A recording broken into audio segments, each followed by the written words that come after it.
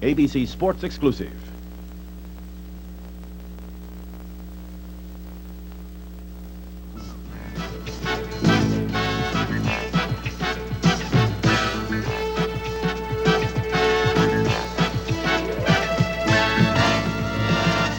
ABC's Monday Night Baseball, a special Friday edition, live from Anaheim Stadium in Anaheim, California.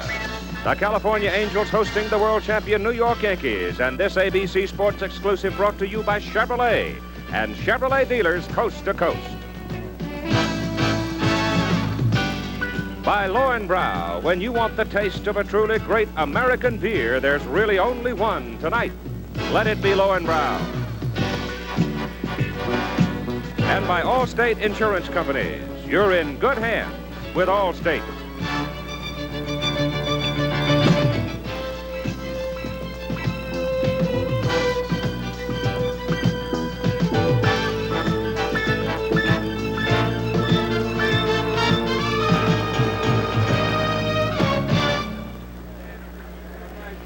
Anaheim Stadium, home of the California Angels, where the New York Yankees are calling tonight, where attendance is up more than 372,000 this year, the biggest single increase in baseball. The standings in the American League now look like this. In the Eastern Division, the Baltimore Orioles are leading by 3 over the Boston Red Sox. The Milwaukee Brewers are holding at 7 games back. The Yankees are in 4th place, 9 games off the lead after being banged around again up in the great Pacific Northwest.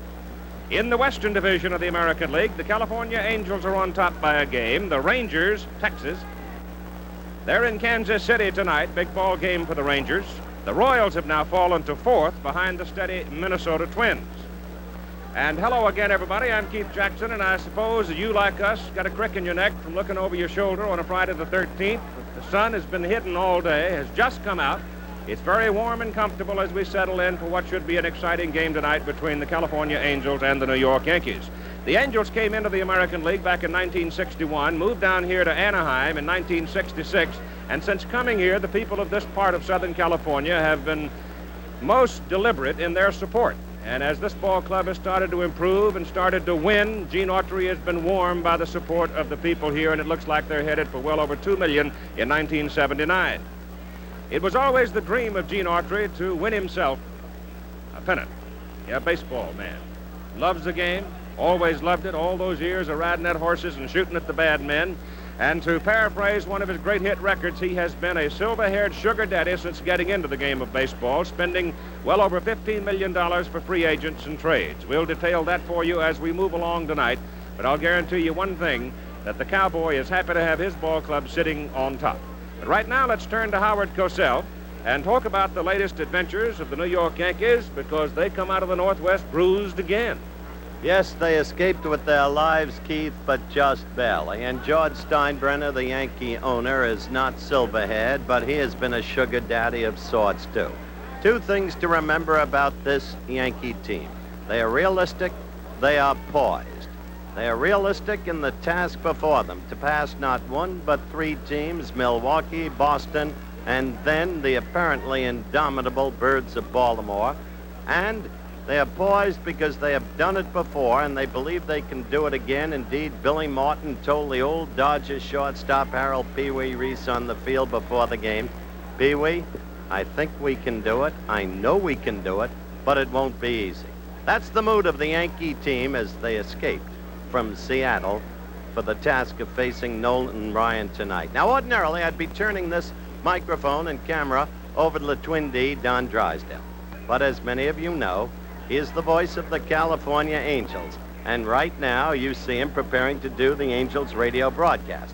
Under a fixed policy of ABC Sports, a man identified with one team throughout the season cannot work a network telecast involving that team with which he is so identified. So the Twin D won't be with us tonight. Instead, the man who spent his life as a substitute is with us. My old and dear friend, he's down on the field right now, Mr. Bob Ueker, the catcher who never made it. Bob? And a presentation here tonight for Rod Carew. Last year, as a member of the Minnesota Twins, he won his 7th batting championship, hitting .333. He homered 5 times, and he knocked in 70 runs. Batting championship number 7 for Rod Carew, and here to make the presentation tonight, the president of the American League, Mr. Lee MacPhail. Thank you, Bob. It is my privilege to represent all 14 of our teams here tonight in honoring Rod. We are presenting him with this silver Louisville Slugger, emblematic of having won the American League batting championship in 1978. As Bob says, Rod has won 7 of these, a truly remarkable achievement. He is without question the finest player active in baseball today, and more than that, he's a very fine gentleman and a credit to our game. Congratulations, Rod.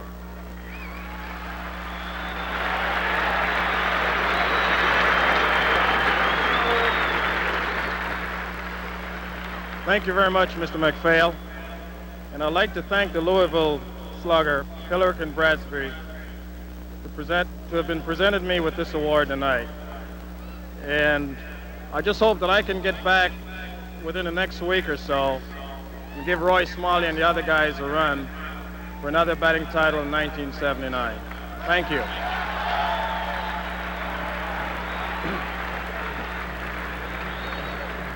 Rod Carew just back yesterday, got the final okay, I guess, from the doctors here in California to start hitting again. How long is it going to be before you're back in the lineup on an everyday basis?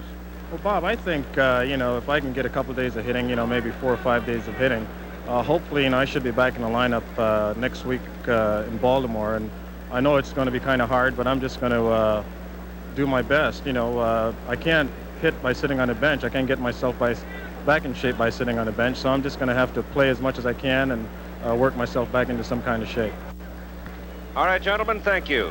Congratulations one more time to Rod Carew. Our starting pitchers tonight, Louis Tiant, 6-3 for New York. Nolan Ryan, 11-6 for California. The Angels and the Yankees coming up on a Friday the 13th. Major League Baseball presents Big League Tips.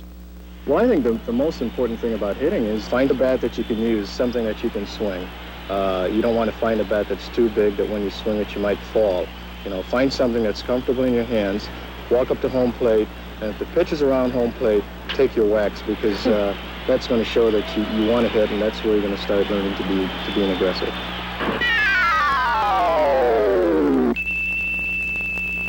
The preceding message was brought to you on behalf of Major League Baseball. All right, folks, the lineup for the New York Yankees. Leading off, Bobby Mercer hitting as a Yankee, 220 with 4 ribbies. Thurman Munson at 301, but only 3 homers and 35 ribbies. Greg Nettles in a slump, 259, 13 homers, 49 ribbies. Reggie Jackson, red hot, 290, 16 home runs, 45 ribbies. Lou Piniella, the steady one, 318, 8 home runs, 45 RBIs. Chris Chandler struggling, 264, 9 home runs, only 29 RBIs. The DH, Jim Spencer, 262, 8 home runs, 24 RBIs. Willie Randolph getting on base often, 268, 3 homers, 34 RBIs. Bucky Dent at 250, 1 homer, 21 RBIs. Keith? The Angels have not taken the field as yet. Might tell you that Jim Fregosi, the manager of the California Angels, is not with the ball club tonight. He's hospitalized for some tests. And Bobby Knopf, who played a lot of second base for this ball club, was a very popular figure and now a coach with the team, will do the managing from the dugout tonight. So Bobby Knopf handling the chore for Jim Fregosi.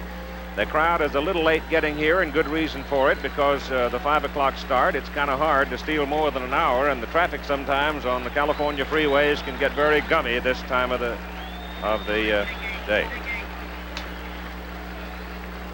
That's a very apt, I think, comment, too, because as the shadows creep out across the field, that baseball coming from Nolan Ryan at better than 90 miles an hour will be coming out of the sun into the shadow. And last Monday, he pitched against the Boston Red Sox in a twilight ball game here. He struck out the side in the 2nd and the 4th innings, had a total of 12 in the ball game, and shut out the Red Sox by a score of 6-0. And Jim Rice and Bob Watson struck out 3 times each against Nolan Ryan in the twilight. So he is particularly lethal, and the Yankees are quite aware of it. Don Drysdale told you a story last Monday night we were talking about in Montreal, the Yankees coming in here for this Friday night twilight game, and Jim Spencer heard about the game being played at this hour, he was very quick to mention that he was quite sure it would come up Nolan Ryan, and that's exactly what has happened. On the other side of the coin, Lou Piniella has this to say. When I asked him if the Yankees had a defeatist attitude coming in here at twilight against Ryan, he said no. He's working with 3 days rest. As you look at Louis Dion, the ancient one, coming in, he's been pitching cannily for the Yankees, comes off a one-hitter, a brilliant effort against Oakland. Piniella said, I think working with 3 days rest, he will, and after a tough game where he threw a lot of pitches, he will not be nearly so effective as people think. Both Field, fellow who first came to fame as a member of the Oakland Ball Club, Joe Rudy, who's finally sound and playing well once again, hitting over 300 since returning from the injury list. Rick Miller, who has just come off the injury list, is hitting an even 500. He's been wearing them out since he came back to play, and he's outstanding defensively. Over in right field, Dan Ford, who came from the Minnesota Twins in a trade, and he has been very effective all year as well. Moving to the inside at third base, you have Carney Lansford. This is a young man, and I mean very young, in his early 20s, who came up out of the system and seemingly destined for stardom in the American League. At shortstop tonight, another young man who has come out of the system, as a matter of fact, grew up right here in Southern California, young Jim Anderson, who's been hitting very well. Over at second base, free agency delivered this outstanding player to the California Angel, along with Gene Autry's pocketbook, Bobby Grich. Bobby is playing with a sore hamstring problem in a leg, but he's in there battling, having a big year. Over at first base, you have Willie Aikens, who is also having an outstanding year, and they really needed a big effort from Willie with the injury to Rod Carew.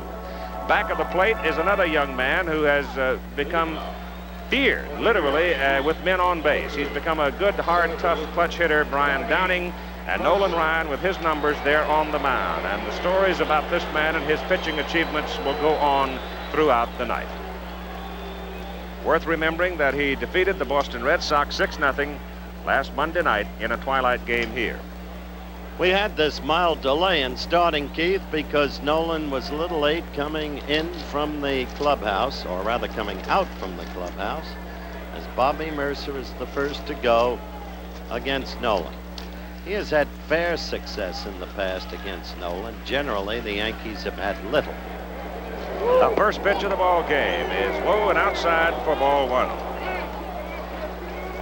It'll be such a startling contrast between Ryan and Tiant tonight. It'll be fun to watch.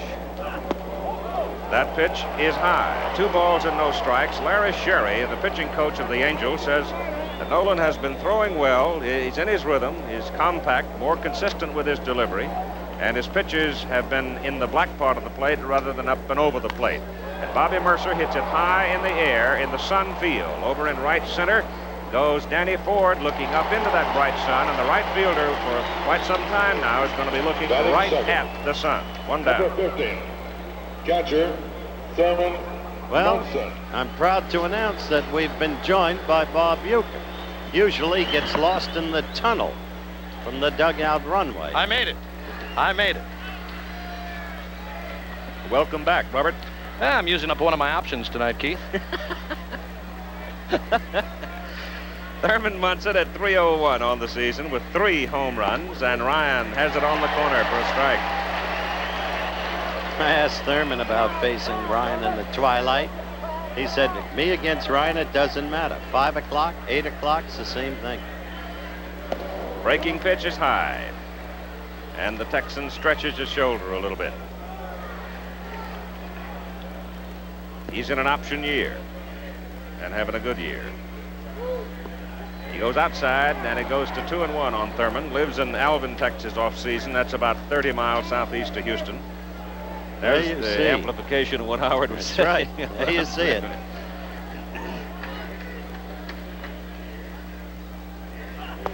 That's a strike.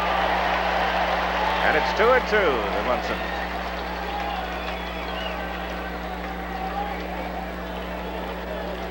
Nolan during the off-season doesn't do anything particular except live and work as a farmer. That keeps him in pretty good shape. 2-2 to Munson. Fouled away. Interesting to see that graphic just posted, Keith. Despite all of the talk about Nolan's total effectiveness, He's only 8-8 against the Yankees, and there's the earned run average, 3.71, not consistent with his general overall earned run average. So he's had trouble with the world champions, although they freely attest to the brilliance of his performance. Munson punches it down the right field line. It's just foul. Just foul. You know, Keith, watching Nolan Ryan pitch here on Monday night when he stopped Boston, he struck out 12. In the early innings in that game, the Red Sox did not touch him. Did not touch him at all. A couple of balls hit here in the first inning by Mercer, and that ball just missing in right field by Munson. But Ryan in that game on Monday threw 140 pitches. It's kind of hard to figure how this guy can work with 3 days rest throwing that many pitches. That's the Piniella theory that I've already discussed while you were wending your way through the tunnel with your absence of vision. Piniella thinks that Ryan will be a tired pitcher tonight and the Yankees will get him. Contact by Munson on that last drive and the one Mercer hit were both on balls up in the strike zone. Whoa, there was a bullet, just missed. Count goes full, 3-2.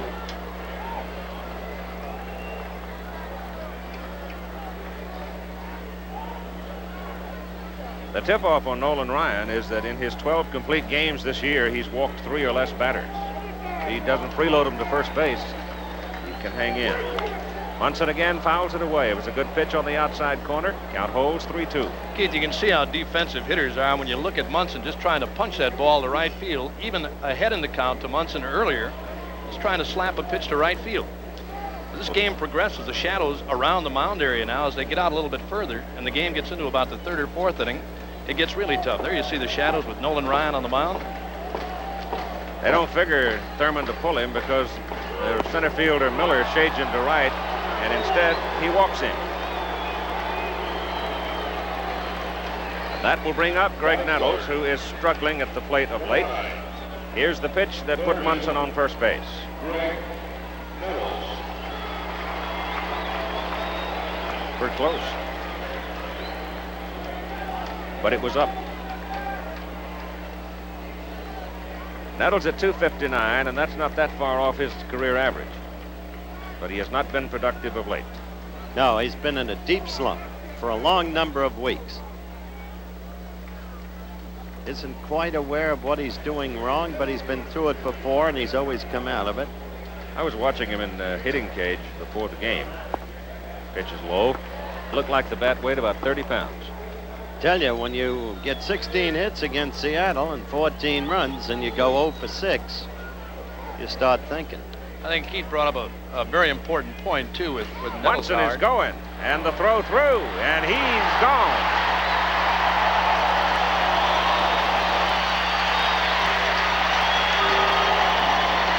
Here's a perfect throw by Brian Downing. Ryan with a fastball. Downing gets out quickly and throws a strike to Anderson, covering at second. And they get Thurman Munson. I was watching the tag by Anderson on this play. It didn't look like he even touched Munson. Let's see. I didn't think he did. Well, the ball's there, you're out. That's right. But nonetheless, in evidence, as you looked at a call ball of what Martin's been doing with this club, he's led them to a record of 15-9 since he took over. Munson is a good runner for a catcher, and he's been getting base running efforts out of Piniella, Munson, unexpected sources. Try and keep the other team off balance. 3 balls and no strikes to Nettles. There's one, 3-1.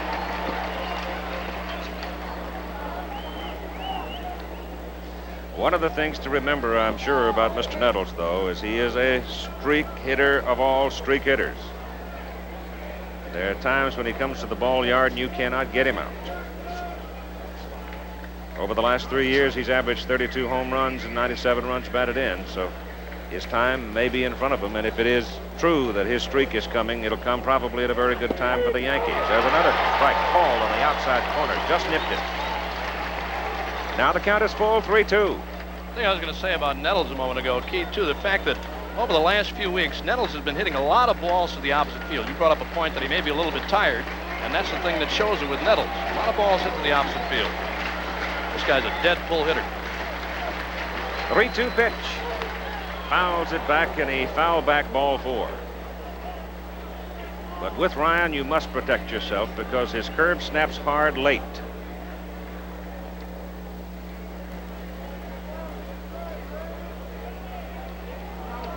Most of those base hits, in fact, virtually all of them against California came in the early part of the year when Greg was off strong. I think guys worry about Nolan Ryan. They don't worry about 0 for 4 in a game like this, twilight. They worry about 0 for 27. Good. And surviving. That's fouled away, and that was a good pitch. This is the ballpark where the Los Angeles Rams will hang their helmets as the 1980 season, and they're going to move the Big A next week. A couple of 100 tons of it. And there's a man right there in the California dugout that's sure going to be welcome back. Though, as I said, Willie Aikens has done an outstanding job for him. But having Aikens and Carew both available to play first gives you an idea of the depth of this California ball club that they've been able to build into it. Nettles strikes out on an high fastball, and the inning comes to an end empty for the New York Yankees. Yankees nothing, California coming to bat. The lineup for the California Angels: Rick Miller leading off at 289. The brilliant young third baseman Connie Lansford at 313. Dan Ford next, 285, 11 home runs. Tough. Don Bala, incredibly, with 80 RBIs, 21 home runs. Willie Aikens at 280, 57 ribbies. Brian Downing at 346. What a surprise. And then Joe Rudy at 233, but he'll get up there. And then Bobby Grich at 302 with 18 home runs. Finally, Jimmy Anderson at 267. Here's Keith. Defense for the New York Yankees tonight. Outside, it is Piniella, Mercer, and Jackson left to right. Inside, it's Nettles, Dent, Randolph, Chambliss, Munson back of the plate, and Luis Tiant is on the mound. He had a one-hitter against Oakland in his last outing, won the ball game 2-0. He's got every pitch that you ever heard about, read about, and 3 more. Exactly right, Keith. They talk about Nolan Ryan being tough in the twilight. The same holds true for a guy like Tiant. He's got such an unorthodox style of delivery. Turns his back to the hitter, straight overhand, sidearm, throws underhand once in a while. As you said, Louis Tiant throws anything, everything, plus maybe even a forkball this year, they say. Well, here comes Miller, Lansford, and Ford in that order. Miller returning to action on Monday after coming off the disabled list with a broken bone in his left hand. He's got a little splint underneath the wrappings for some stability, because the wrist is still weak. But a fine defensive outfielder, and he has been hot at the plate since he came back. 9 for 18. Rick Miller came over from Boston. Wasn't any place for him to play over there, and he's a kind of an athlete who's good enough to be playing for somebody. He finally found his way to Los Angeles, and Tiant snaps a little slider on the outside corner for a called strike. I love that pitch. It's so reminiscent, though not in quite the arc of Rip Sewell's old blooper pitch. Fastball inside just to bend him a little bit, and it's 1-1.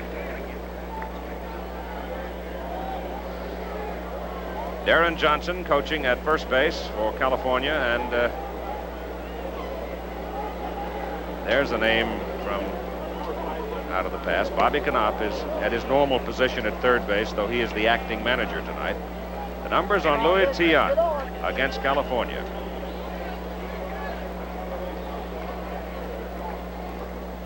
Two and one pitch to the leadoff man for the Angels, Rick Miller. It's up high. It's 2-2. 3-1. Excuse me. Nettles has moved well off the line at third base and standing close on the grass. Miller with good speed will put it on the ground for you. This is a relatively soft infield. Now Greg's on the grass. Miller strokes it toward Bucky Dent at shortstop, and Dent handles him. 1 down. You just had a quick look at a youngster next to Billy Martin in the dugout. There are 2 youngsters there.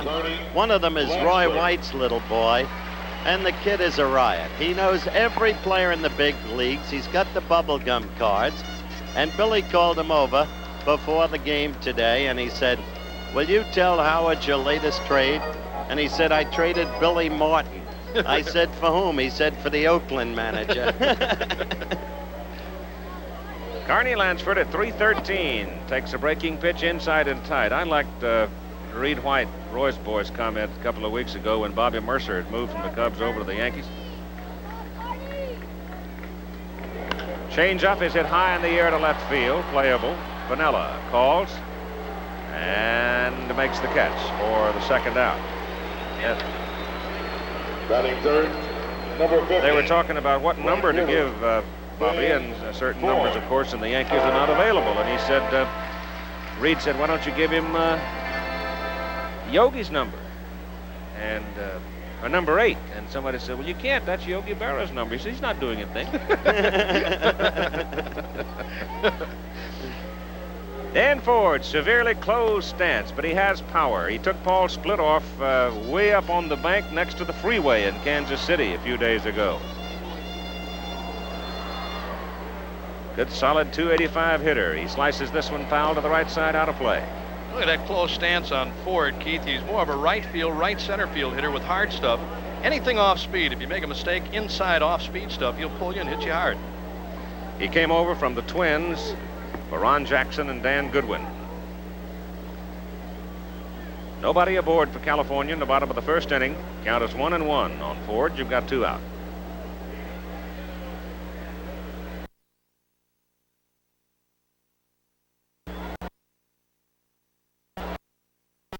Bounces one. I love to watch Louis pitch. That one hitter this past Sunday was the 3rd of his career. He never has pitched a no-hitter.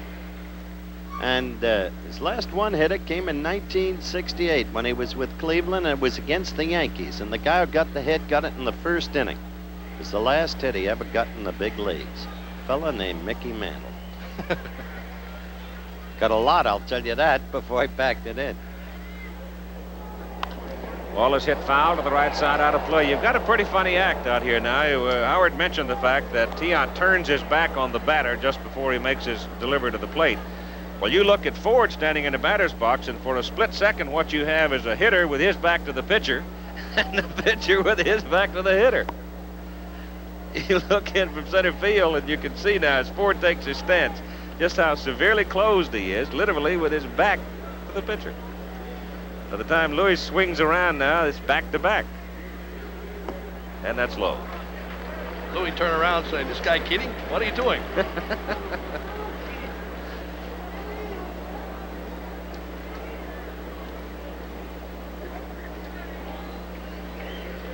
Three-two pitch is fouled away. Lord, he swung late on that. I thought the pitch was past him. Got Thurman Munson in the game very quickly. He sure did. Honked him upside the head.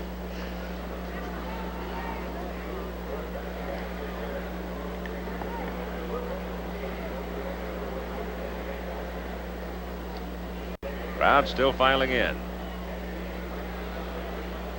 Big crowd. Tomorrow night's game is also a wall-to-wall sellout. 3-2, and Ford takes outside. All right. Coming up now, one of the hottest hitters in baseball, Don Bell, 80 RBIs, 21 home runs. I talked to him about his efforts thus far. Don, you've just about gone crazy at the plate this year. How come? Well, the first part of the year I had Rod Carew hitting in front of me, and they pitched around Rod a lot the first 2 months of the season. I had 50 RBIs the first 2 months, and he deserted me in June, and I had 11. And so in July, I really picked up. I had a bad hand the first part of, June, and I just didn't hit the ball well. But right now, I'm back on track, and I'm swinging the bat great right now. Pre-game comments, Don Baylor. Historically, his most productive months are August and September. After this kind of a start, goodness knows what he's liable to do. At one point, he had a couple of 2 home run games, had 9 home runs in 9 games. There are the figures, month by month. He told you about June and July.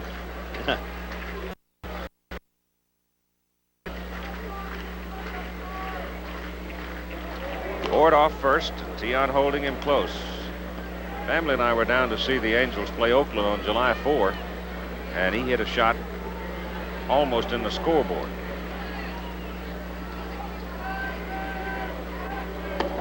Side wheels, and it's good for a strike, and it's 1-1. Got to tell you, The Dodgers, with their terrible troubles, got the Mets into winning ways, which is no small task. The Mets won the first of two, 7-6 over the Giants today.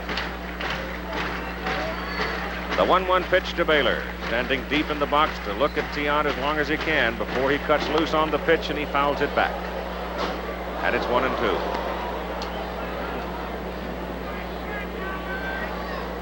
California, having scored more runs than anybody else in the American League, they have been hammering the ball.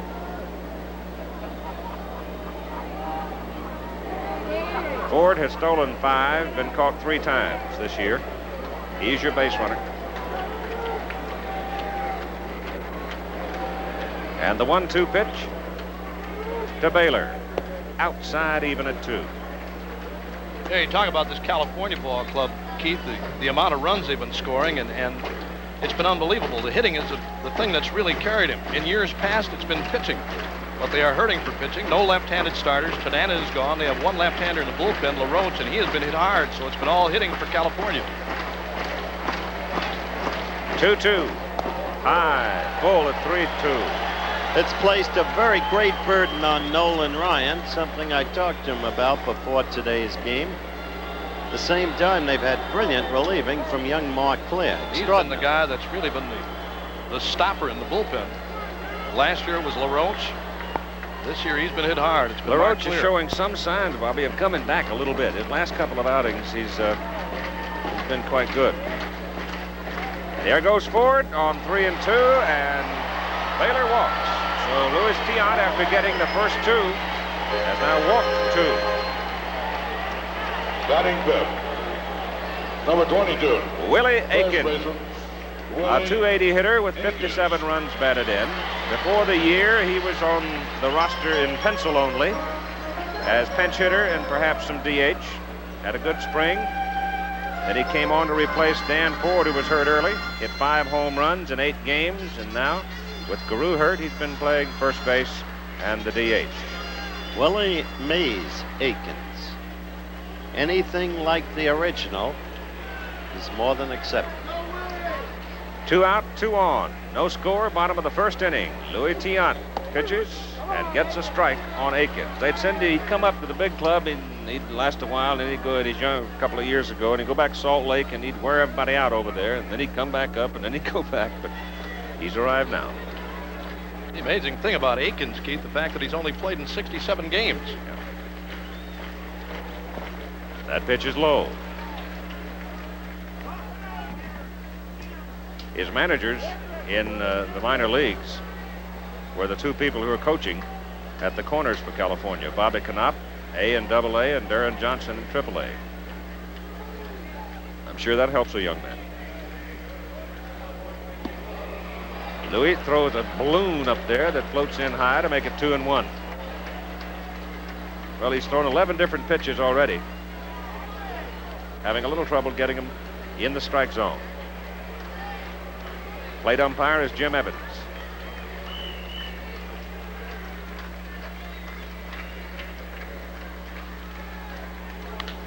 Hit on the ground sharply. Chris Chambliss gets a good bounce out of it, makes the play at first himself, and the inning is over. So the Angels got a couple aboard, but can't move them along, and after 1 inning of play, we have no score. Back with more baseball after this word from our local stations.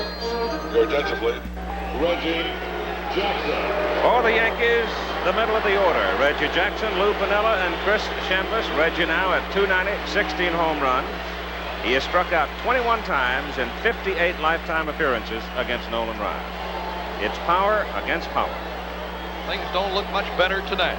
Nolan threw 19 pitches in the first inning. We'll keep a steady running tab on that, remembering that he threw 140 pitches this past Monday. He's working with 3 days rest.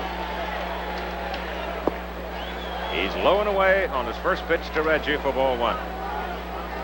I don't take seriously the number of times a pitcher has struck out Jackson. That doesn't diminish Jackson's threat. Foul back here. The thing I like about this confrontation, Howard, between these 2 guys, Jackson's a super fastball hitter. Of course, Nolan Ryan, strictly a power type pitcher with a fastball. I like to see him challenge a guy like Jackson, but the thing that was so big for Nolan Ryan on Monday night, the fact that he had such an outstanding curveball against the Red Sox, along with a great fastball. See how he works to Jackson. 1-1 to Reg. Outside and high, ball 2. If he does not have the breaking pitch, they'll just sit in there. Guys like Reggie will sit in there and wait for that lay on that fastball. And if he doesn't have that breaking pitch, he's not going to win too often. Well, that's why Chambliss hits Ryan so well. And the strike. 2-2. Chamblin's the one Yankee who's got a career average of over 300 against Ryan, and he says very simply, I just look for the fastball, and that's it. Took him a long time to get his curve in hand. 5 years to develop it. High to the left side. Joe Rudi coming over near the line, has a play and makes the catch.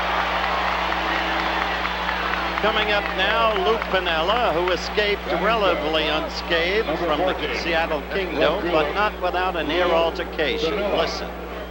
Lou, want to tell me about the San Diego Chicken?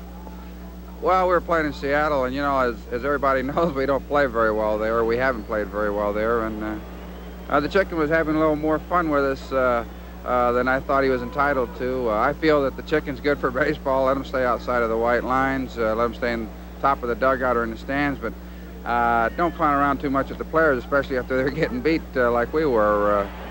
I just threw my glove at him, had some words with him. He started clowning around with me. I told him I was going to make him a Purdue broiler if kept messing around with me.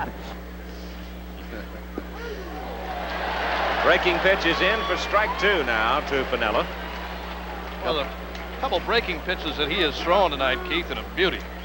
Dropped off a table. Struck him out on 3 pitches.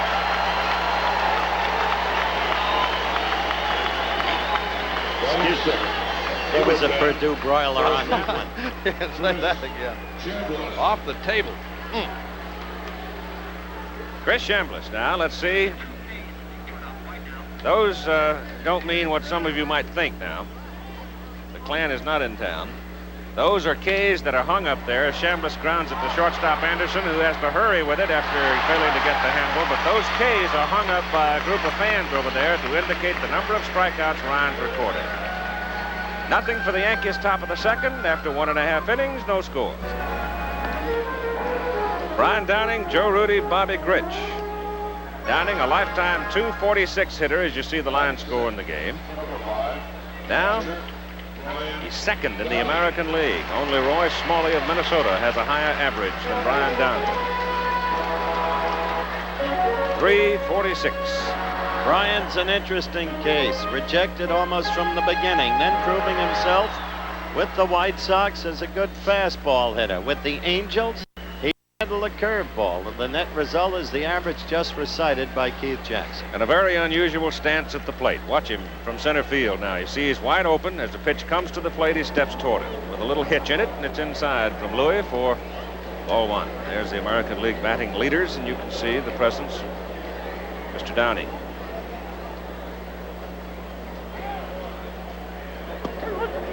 Over the top, snaps in, and it's 1-1. You know, Keith, you talked about that wide open stance by Downing. You said it's very important for him. There you see him wide open. Very important for him to bring that front foot toward the plate. I think there's only one guy that I've ever seen that hit out of an open stance like that, and the stride going the same way, and that was Clemente. He used a very, very long bat and never went into the pitch. He hit out of a wide open stance, but Downing goes right in. Up the middle it goes. First hit of the ball game.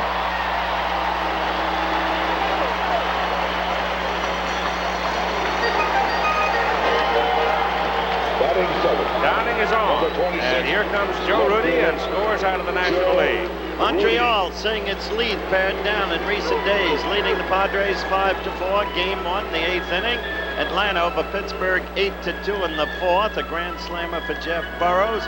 We told you about the Mets' victory over the Giants. Dodgers and Phillies died in the 2nd. St. Louis, Houston, later start. We'll keep you abreast of all of them. That was the 8th career grand slam for Jeff Burrows, incidentally. Those numbers on Joe Rudi a little deceiving. He's been hitting much better than that lately. Still the same fellow he's always been. Polite, quiet gentleman. Lives on 200 acres of land near Baker, Oregon. Posted land.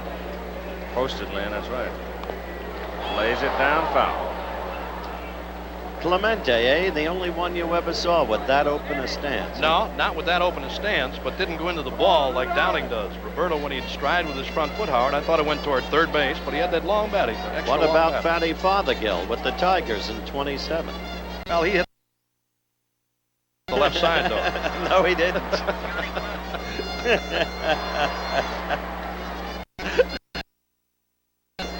Bobby Knopf asking Joe Rudy to move the base runner along. He fouled off the first pitch on the attempted bunt. The outfield is playing him deep. They respect his power. Brian Downing with quickness for a catcher at first base. Runs well. Rudy swinging away, fouls it back. And it's 2 strikes.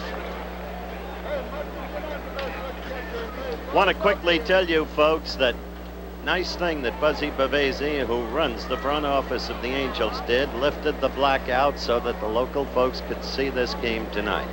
So on behalf of them and on behalf of us, Buzzaroo, thank you very much. Attendance up more than 372,000 for the Angels this year. That's the best in baseball. The 2-strike pitch coming now to Rudy. And he swings and strikes out. Comes one of the remarkable stories in Major League Baseball this year. Bobby Grich hitting at .302 with 18 home runs, 55 RBIs. Previous home run highs in the season had been 7 and 6 back in the old days with Baltimore. His whole comeback, a magnificent story. A year ago, figured his career might be over due to a back problem. Great ball player. Bat high over his head. As Tiant throws quickly to first, Downing has to go back in on his tummy. Bobby pulled a hamstring, the right leg, 12 days ago, Kansas City. Didn't really know how. It's just gotten worse and worse. Missed a couple of games against the Red Sox when they were out here. One more try over at first base, except Tiant that time almost threw it away.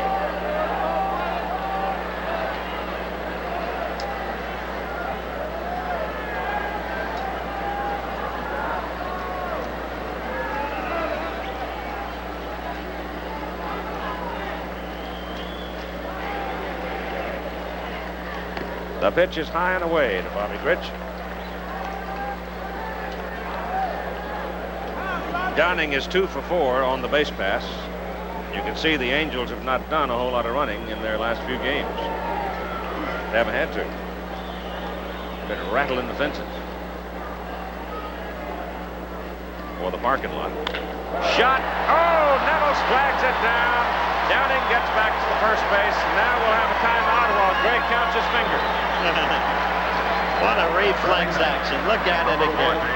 Well, a bullet hit by Grich, and Nettles appeared to have lost that ball for a moment. The crowd behind home plate there, and it happens every once in a while. Those balls that are hit back to the box are hit sharply on the infield.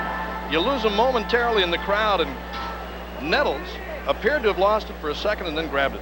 One of the great things about Nettles as a ball player is he compartmentalizes his thinking. When in a batting slump, he doesn't go into a fielding tailspin. He is there, as he is always, the greatest.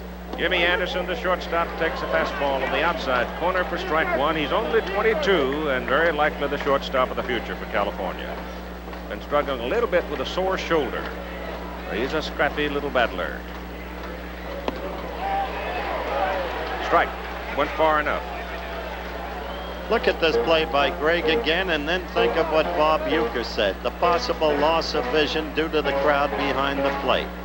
The ball actually knocked him down. 2-strike pitch to Anderson. He's gone.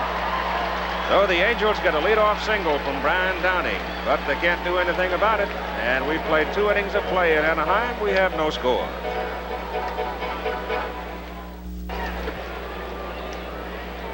We'll go now to the top of the 3rd inning.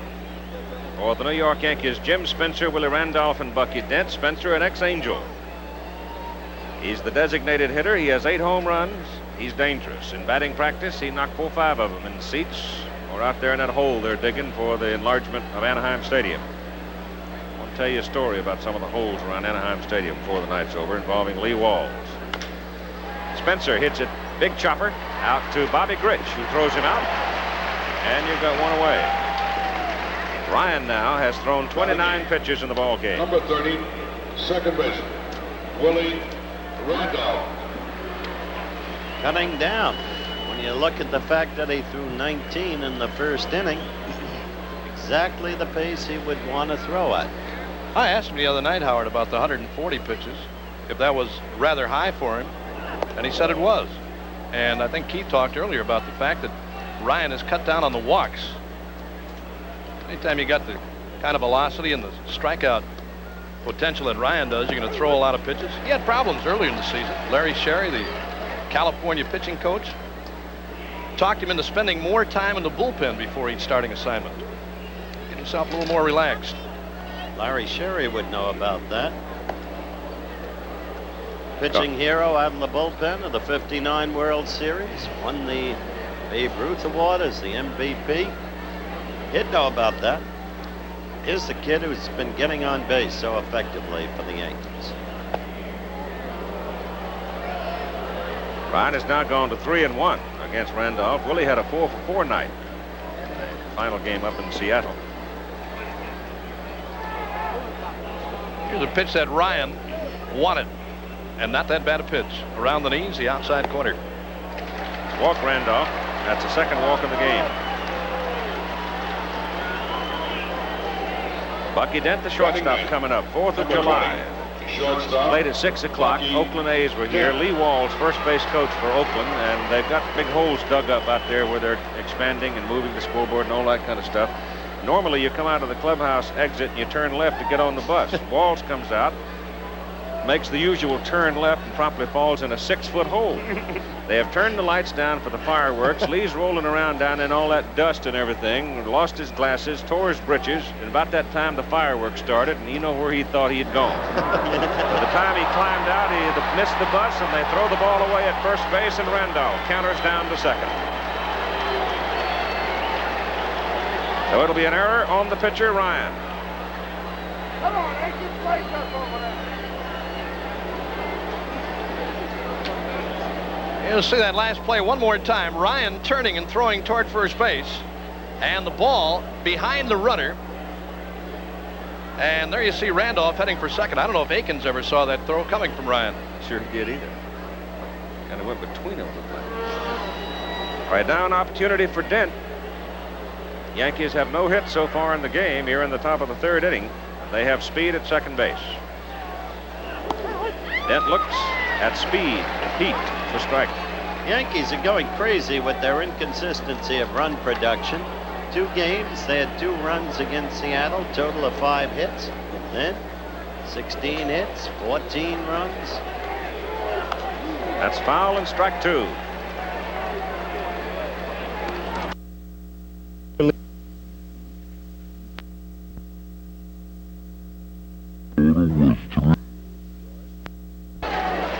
Two-strike pitch.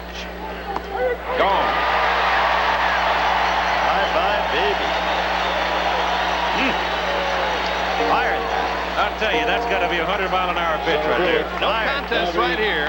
Fastball around the outside part of the plate. Look at this, right on the outside part. Tailed in, right over the outside corner. Tailed in. Fastball that came back in. 2 down, Randolph at second. Here's Bobby Mercer. Bobby out on a fly ball to the left fielder, Rudy. First time up. Or to the right. Can't tell whether that's a 9 or a 7. Be Danny Ford. Caught it over in right field. Pitch is just outside. You know, when you watch a guy like Nolan Ryan, the overpowering fastball, now when you're standing up there hitting against him and he starts spot pitching, hitting the outside part, the inside part, he's really unbelievably tough. Bad enough you got to face the Express and the great curveball. He's standing in the sunshine. All around him is shadow. Boom, here it comes, and there's the strike. First really big game I ever saw Ryan perform in was the year of the Miracle Mets '69 playoff game, Shea Stadium against Atlanta. And he came on in relief, saved that game, totally dominated it, and you could see the Nolan Ryan of the future. And oddly traded by the Mets for the Angels' present manager, Jim Fregosi. Just outside, close. Just outside. Ryan's grumbling about it. What a team you could build out of the men the Mets have traded away. Here's that last pitch again. These are the pitches that Ryan really wants. He says, everybody knows I can throw hard, I can throw balls across the plate if I want, but these are the kind of pitches that I want. The corner pitches, missing to Mercer. Think there's some preconditioning on the part of the arbiters, expecting him to be a little fatter on the plate with it. And he's not, doesn't have the reputation of being a nibbler. 3-1 now. They all talked about working the plate tonight too, Keith. Who, me? Yeah. Where's my black vest?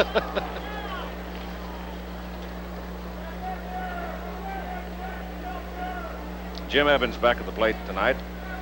Fred Spinn at first, Rich Garcia second, Larry Barnett at third. Those are the umpires. Outfield playing Mercer straight away. 3-1 pitch now. With 2 out and Randolph at second. Bobby swings through it, and it's full at 3-2. Say this, Mercer took a good cut. Just overpowered by that pitch. Incidentally, in that playoff game I mentioned, Nolan Ryan got the win.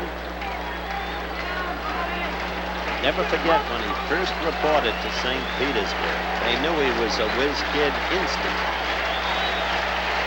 3-2 pitch, Mercer fouls it back. Bobby hanging in.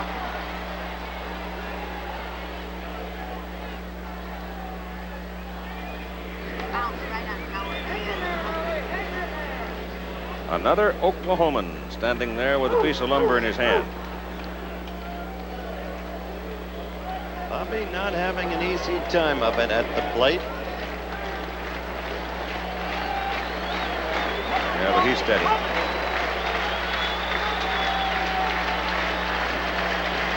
Three-two coming.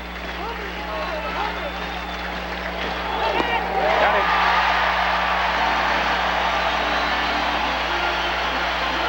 Yankees got a base runner for a second, but they leave him there after 2.5. No score from California.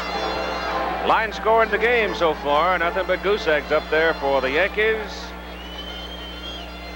Here we go to the top of the order for California. Bottom of the third inning, it's Rick Miller, Carney Lansford, Dan Ford. Tion's getting better as it goes, huh?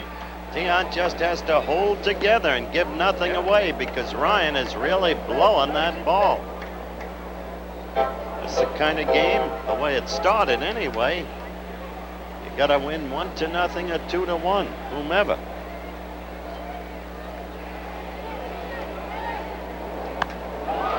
That's out into right center, carrying pretty well. Mercer on the move, flags it down.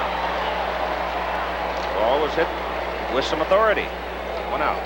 Among the Yankees' struggles, the problems with the center fielders. Rivers on the disabled list, injury. Benitez on the disabled list, injury. They are authentic center fielders. Mercer, in perfect truth, is not. The Yankees have suffered 3 times with Bobby's inability to go back on the ball over the head. Not a rapid Bobby, but that's a statement of what his problems are in center field. Carney Lansford fouls it away. Lansford with a fly ball to left field. His first time up tonight. If Bill Rigney does nothing else for the rest of his life for the Angels, he's entitled to be paid for finding Carney Lansford. He's his boy, lock, stock, and barrel, and what a young player. Well, I tell you, he's turned himself into an outstanding third baseman, Howard. He's got good range. He's quick at third. Good throwing arm. He's going to hit with a little more power, too, as he grows a little bit. Look at that, leading the league in runs scored. At Palm Springs, where the Angels trained last year, I had a long talk with Rig, and he said, where do you see this kid at third? He was talking, of course, about Lansford, and he's proved out. Louis comes over the top to make it 2-2. There are 3 brothers. One of them just signed, was drafted and signed. Lansford was one of the guys that the Minnesota Twins wanted in the deal for Rod Carew, and they said, forget it. 2-2.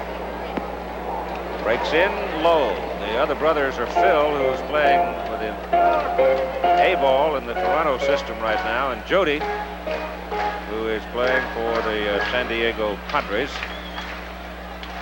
And there are 2 others who are still growing. Strike 3. The old master. A little bit of this and a little bit of that and another strikeout. That's true, Keith, and that's the beauty of that man as you look at him and look at this pitch again. 4.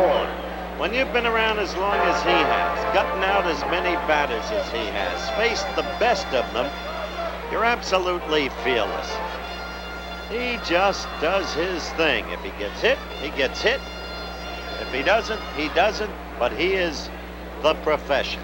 You talk about Nolan Ryan, the overpowering stuff. He struck out 4 tonight.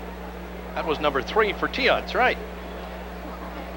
In a way, he reminds me of an old golfer, Julie Boros. I never saw him throw. Unnoticeably, yeah, he could throw, believe me.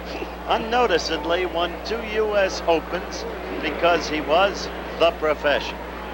That's the way Tion is. 1-1. More cracks Dan by Ford. Ueker, you'll understand why he's not to appear on the Carson show ever again in the future. No, I think when Dan Ford walked up there, it looked like he was trying to negotiate the size of the plate with Jim Evans. They're talking again over. Howard, you saw this guy with Cleveland when he could really throw. Tion, talk about overpowering stuff, fastball, curve, and he threw from every way like he does now, only had a lot better fastball. Big strikeout pitcher then. I've seen most of them come and go, including you. No, you were a survivor. No man ever lasted longer with less talent. 2-1 pitch. Stroke to right side, gonna drop, base hit. That's the second hit of the ball game for the California Angels. Comes with 2 outs and brings to the plate Don Baylor. Don Baylor. That gets the crowd up. Now let's see what the Yankees do defensively for Baylor. Everybody's going to the left side. Baltimore used 3 men on the left side of the infield. Willie Wilson, when Kansas City was here, played him about 15 feet off the left field line. You can see the Yankees have moved over noticeably as Nettles went tight to the line down at third. They have some good, clean fun in this ballpark. That's a high fly ball that is hooking foul. Not like the mess in Chicago last night. And perhaps you heard the organist in the background as Don Baylor came up to the plate singing the old Bing Crosby hit of so many years ago. Don't fence me in. They haven't been able to fence Don Baylor in. Billy Martin at the moment. Somebody let him out. Billy was paraphrasing John Keats at Seattle when he said, "My heart aches and a drowsy numbness pains my sense."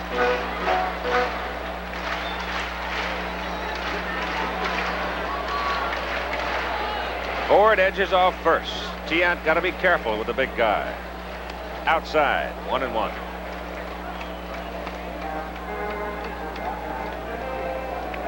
$80 RBIs. 8-0. He's only just begun. Another half season to go.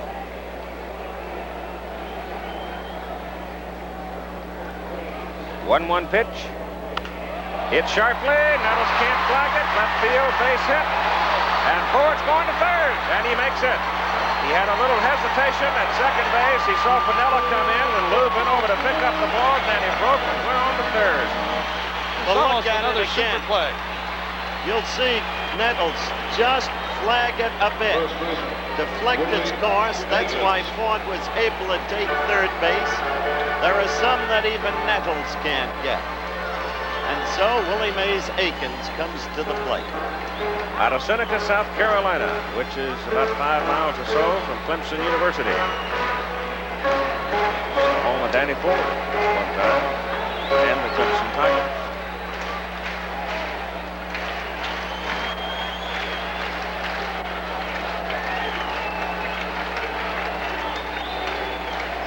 Runners on the corner, 2 out. Aikens fouls it down the right side. That's Ford at third. Baylor at first. Angels have 3 hits. The Yankees are hitless. Ryan's fanned 4. Tion has fanned 3. Bottom of the third inning. The first real threat in the ball game by either team. And the change is high. Louis changed his training habits a little this year. He runs twice as much on his off days, he says. Kept his weight at 201 and improved the quality of his cigars. Right field, base hit, Angels lead as Ford comes in to score from third.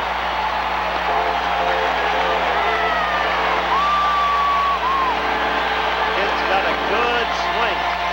Natural hitter. Got a low breaking ball from Tiant that time, and he ripped it to right field. Tiant with his overhand curveball now, down around the knees, and watch Aiken. Mark said he's right on it. Beautiful. So the Angels now, with 4 hits in the game, take a 1-0 lead. Bottom of the third inning. Here's Brian Downing, who had the first hit of the ball game back in the second inning off Tiant. 2 out, 2 on, 1 in.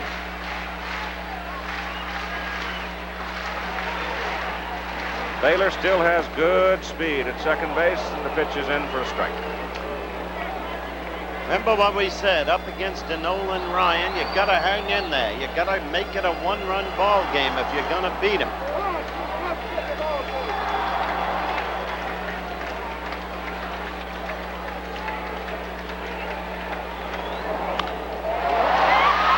Into center field, base hit. Here comes Baylor. Angels lead it 2-0. And Akins goes around the third. So California now has come up with 4 successive singles for 2 runs. Oh, a big job base hit by Brian Downing. The sellout crowd here loving it in Anaheim. California leads 2-0. Here it is one more time. All after 2 are out. Headed up to left center field. A diving try here by Bucky Dent. He can't reach it. And the Angels lead 2-0. Runners at first and third. And you see Thurman Munson talking things over with Louis Tiant. There's the Davis kid who's become a kind of good luck charm. Ron Davis for the Yankees with a record of 8-0.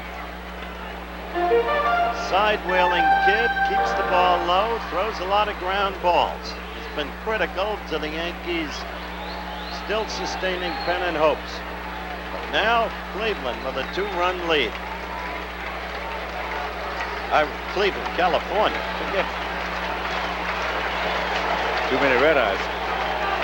They cloned Cleveland and that brought Buffalo. Oh, really? So long. Good luck. Want to buy my hard hat? 5 hits now for California. Joe Rudy, and this is a guy that doesn't kill all that many rallies either.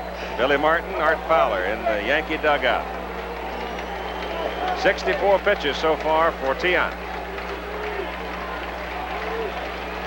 Runners on the corner.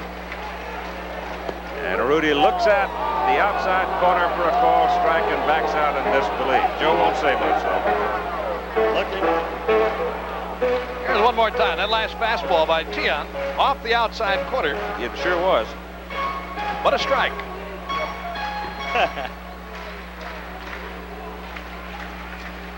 No, Ryan's not getting that call. Can't He did. see his. Nobody might ever. You're right. They can't see it. Oh, it's hit high. It hit deep. And if it's fair, it's gone. It's foul. Oh, my goodness. That woke up the big house here. Just took foul. Hanging breaking ball from Tiant. Rudy got it all but foul.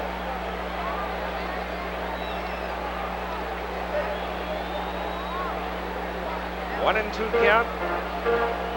With Willie Akins at third base, Brian Downing at first base, and 2 runs are in for a 2-0 lead.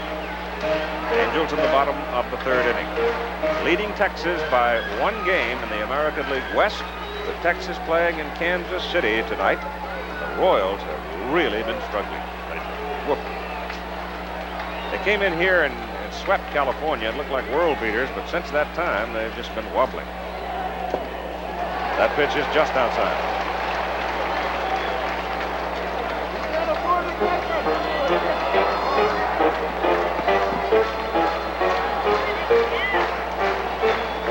The infield is now almost totally covered in shadow.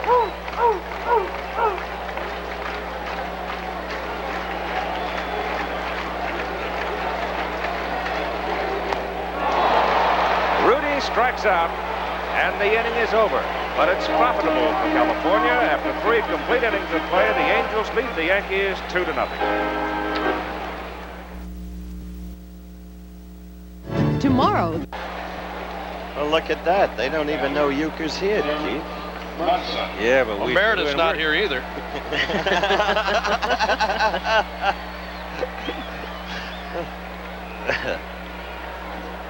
It'll be Thurman Munson, Greg Nettles, and Reggie Jackson for the Yankees as we move to the top of the 4th inning. With Nolan Ryan now 2 runs to the good. The Yankees still nothing but zeros. Munson walked his first time, one of 2 walks issued by Ryan and then thrown out. Downing to Anderson. Curveball on the corner, and it's a called strike. Thurman being solicitous in his questioning of the call. Mr. Evans, sir. That's right. If you call another one like that, I'm going to spit on your shoes when we go back to the bottom half of this inning. That's fouled away. See another good fastball that time from Ryan, and Munson trying to hit that ball to right field. The pitch was from the middle part in. Tough enough to pull that ball. Munson tried to hit it toward right. Truth is, Thurman's been hitting too much to right lately. He knows about it. Hopefully we'll hear from him later in the game because I interviewed him. Used to average 16 home runs a year. There's Ryan, Guidry, the strikeout leaders. He's only got 3 home runs thus far this year. And he was lucky to survive that. That's a pretty good pitch too, wasn't it? Yep. Good breaking ball, sharp breaking curveball by Nolan Ryan. On the outside corner. These are the kind of pitches that Ryan wants. Not a bad pitch either. Not at all. Ah! Gave him the bullet, and Thurman's gone. Strikeout number 5. Coming up, Greg Nettles, a man who was very honest when he talked with me today about the return of Billy Martin as Yankee manager. What's been your personal reaction to Martin's return, and has he made a difference? I think it was a good move for the team because, you know, last year when they got rid of him, we needed to calm us down, and at the time when he took over this year, we needed somebody to fire us up, and you know, and Billy's the kind of guy to do it. And I think the time he took off, almost a year now, I think it settled him down a little bit, and he's handled himself a lot better than he was toward the end last year. Pre-game comments of Greg Nettles, whose contract expires at the end of this season, and he rolls the ball on the ground to Bobby Grich, boxes it around, throws him out, and you've got 2 down. Greg did say that negotiations are in what you can call the serious stage right now. Here's Reggie. Reggie gets the boos of the crowd wherever he goes. He's reached the point where he's almost receptive to it. It just fires him up. He's grown accustomed to their pace. It is not totally beyond the pale of possibility. He could hang his hat in this ballpark next year. Right. If he does, you'll have a scoop. This is one of the clubs that would jump at a chance, I'm sure, to get a hold of him, if in fact he follows through on his pronouncement of some time back that he'd like to go somewhere else. Becomes a question of manpower, I would think, though. Whoever gets him will have to give up something. I would think. And a lot. Well, that's what I mean. The quality, and I don't know that California's got that kind of quality that they can now afford to trade. Looking at California the way they are, they look to me like they've got a lot of quality. But they also have a very good man in right field. That's right. And the horse that's doing the DHing for him this year. Do that. You can say that again. Pitching, pitching, pitching. Everybody talks about needing a pitcher, a 2 or 3. Reggie, big cut. And it's 2-2.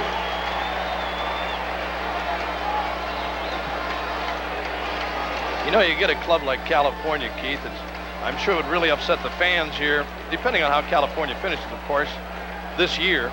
They've got a good, solid ball club. We talked earlier, they may need a little pitching. They don't have a left-hander. Tanana is out now, and there's some doubt as to when he will pitch again. As you look at the California defense, the huge crowd here tonight, jammed up.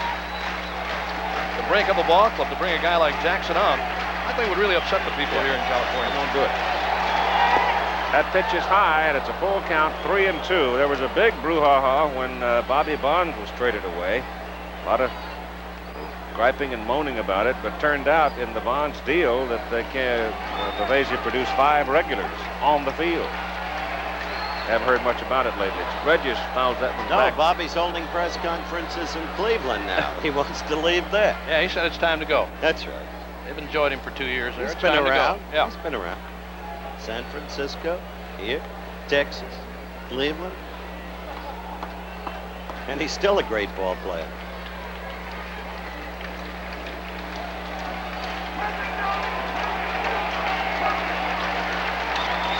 3-2 pitch to Reggie has hit a mile high to the infield. Now it's up to Ryan to call it. He calls Lansford, third baseman, and the inning is over. And so, after 3.5 innings, here in Anaheim, the Angels 2, the Yankees nothing. As you can see, folks, I'm with American League President Lee McPhail, who has decreed that the White Sox forfeited yesterday's second scheduled game against Detroit in the Twin Bill, where a riot marred the occasion. You want to state exactly what prompted that action, Lee? Well, Howard, first, I don't like to take action like this. I think games should be won on the playing field, not by executive decree. But we had a situation there where I would like to say that people have more fun in White Sox Stadium than any place in baseball, but this was a promotion that went beyond the contemplation of anybody and got out of hand, and the umpires felt that the playing field had been torn up, so it was not playable, and the crowd was not under control, and therefore we couldn't continue the game. Okay, so you took the action. It speaks for itself. We return to the play-by-play with Keith Jackson. Thank you for coming by, Lee. See you back in the Big Apple. Bobby Grich, the second baseman for California, in the bottom of the 4th inning. Jimmy Anderson, the shortstop. Rick Miller, the center fielder. The count on Grich now is 2 balls and 2 strikes. It's been a long time since you've had a forfeit in the major leagues. Yes, indeed, but he did what he had to do. It was a bad thing for the city of Chicago, for the society in general, and you can't let that kind of thing get out of hand, so apply the penalty necessary. Bad days for Montreal as they continue to slide. San Diego rallied to beat them 7-5. Winfield, his 21st home run.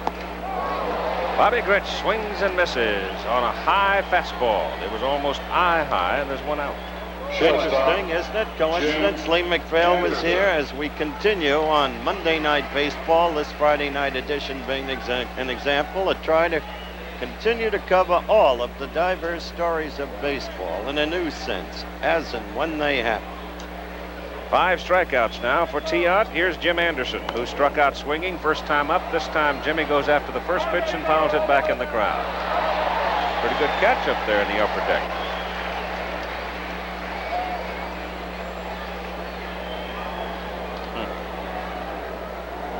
Wearing a Yankee hat, wasn't he? Swing and a miss, and it's strike 2. Well, Tiot's matching Ryan in the strikeout department. He's trailing 2-0.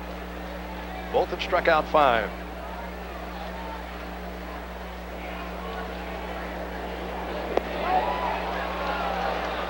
Pretty close to 6 there.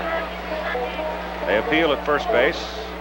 Fred Spen says no, and it's 1-2.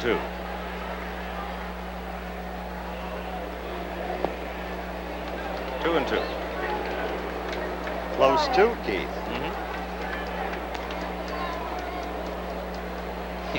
Someone's going to come out. One of the pitchers come out with a black pencil in a minute and re-outline the plate.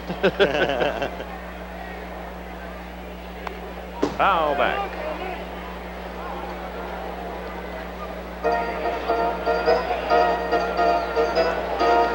Wonder why he's so happy. He's glad to be fouled a big one leaguer. back. Are you kidding? Well, maybe that's it. He has really done a job, 11 Howard. games. He sure has. High to the right side, coming back, and Chambliss stays with it. Chris, near the stands, makes the catch. Chris is a little wary of those pop fouls. He had one in Seattle that hit a speaker, and then Roberts on the next turn it back, or rather the next swing, hit a home run. Now the top of the order for Rick Miller, 0 for 2. Earlier this year, before he was hurt, Rick hit some line shots off Luis, including one that almost undressed him right back through the box. Good player. Got a chance to play here. He's much like the Martin kid with the Cubs. Quickly the scores. Minnesota 5, Toronto 4 the 6th. Cleveland over Milwaukee 2-1 in the second. Detroit, Chicago 0-0 the second. More coming. High. With 2-0 the Angels here, the bottom of the fourth. Royals and the Rangers tied 2-2 in the third. Boston, Oakland, Baltimore, Seattle, later starts. There's game one final, which we have given you. San Diego over Montreal. Atlanta 13-2 over Pittsburgh. Cincinnati 1-0 in the first in rain, and look at that blow.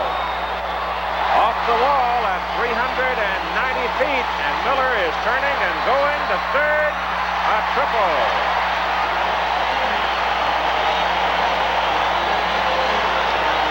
As I was saying, Bob, he got his chance to play.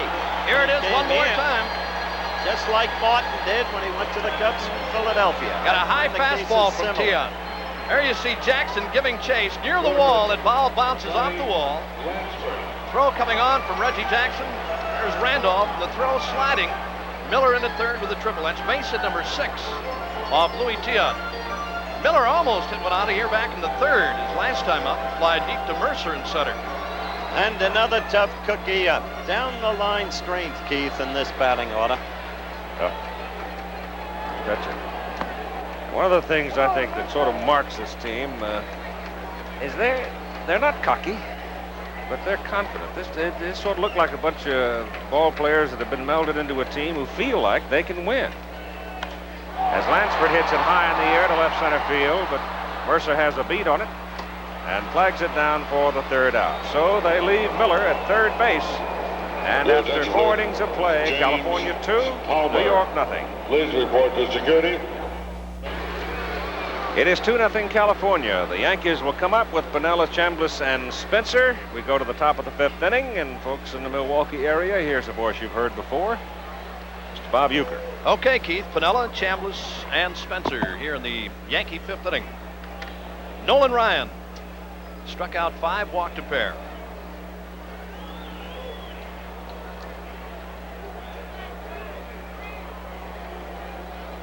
Piniella's first time up, he struck out, takes a strike 0-1. The Yankees have nothing off Ryan in the top of the 5th. California 2 runs, 6 hits off Tion. Ryan lost his no-hitter against Boston back in the first inning. His last time out on Monday. Somebody reached him for an infield single early. 2 strikes to Piniella. Piniella started tonight's game at .318. 8 home runs with 45 RBIs.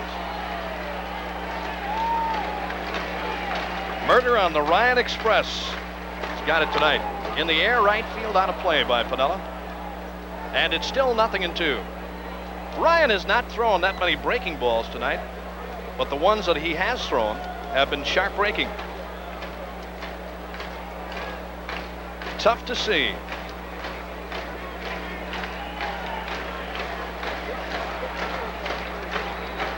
On the outside corner, missed. 1 ball and 2 strikes.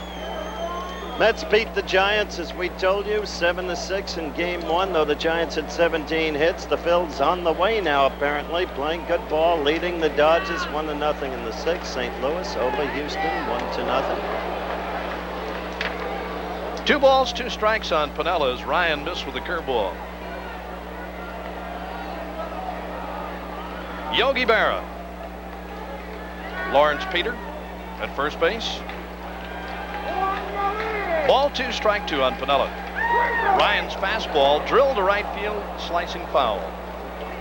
Got to remember, Bob, Ryan has twice gone 7 1/3 innings this year without allowing a hit. On April 21st, he did it against Oakland. That was broken up by Mitch Page. June 18th against Texas. That was broken up by Oscar Gamble. Well, he'd love to throw that 5th no-hitter. Well, that's the one thing that he really talks about. He would love to do it one more time for the 5th. Well, you called a game recently when the Yankees were in dire straits. When Sorensen, there are the strikeouts listed.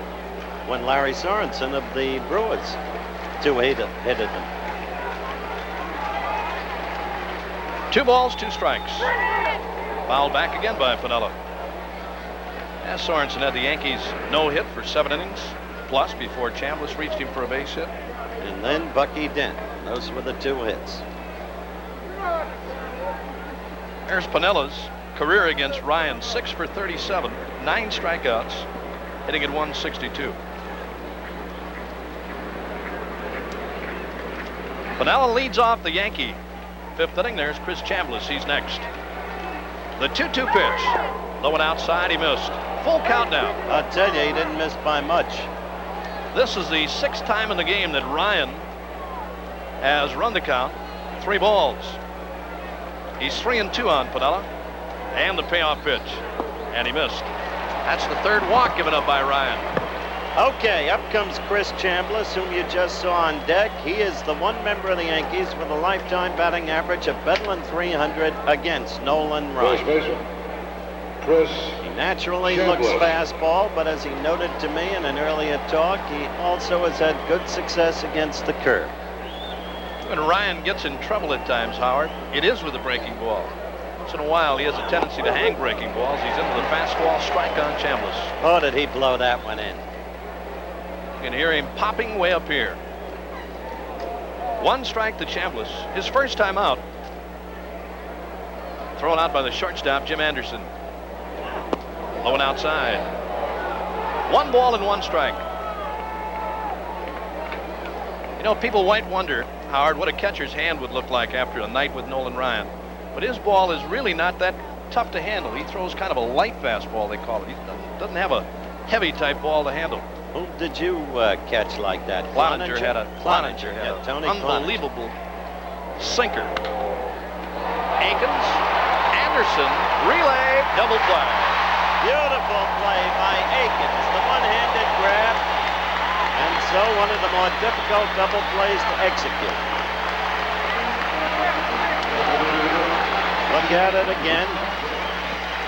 Watch the reflexes of Aikens. Good wood on that. Yeah, you saw Aikens. Plenty of time to get Chambliss. Ball was hit like a bullet by Chambliss. Nice play by Aikens. 3-6-3. Here's Spencer. Spencer's first time up. Tapped to second.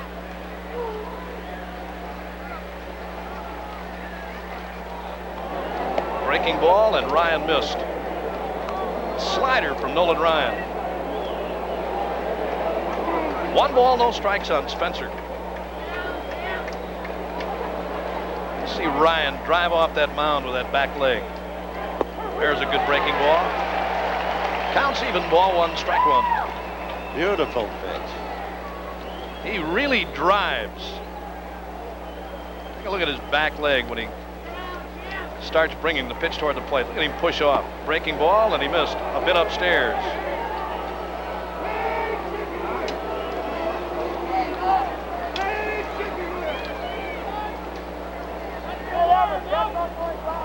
Two balls and a strike on Spencer. Piniella led it off with a walk and the double play ball by Chambliss. In the air and playable. Carney Lansford, the third baseman, and that retires the side. So the Yankees fail to score in the 5th, and at the end of 4.5 innings, 2-0, California leads the Yankees. All after 2 are out, 4 base hits. Ford, Baylor with singles, run-scoring single by Aikens, and a run-scoring single by Brian Dowding. Tion's fastball is ripped foul for a strike 0-1.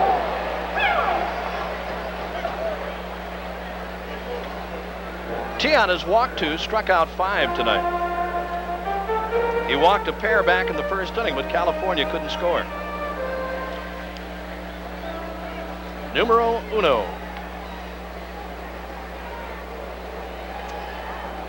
Curveball hit in the air, right side, chased by Chambliss. He's got room. Near the lower box seats, he's got it, one down.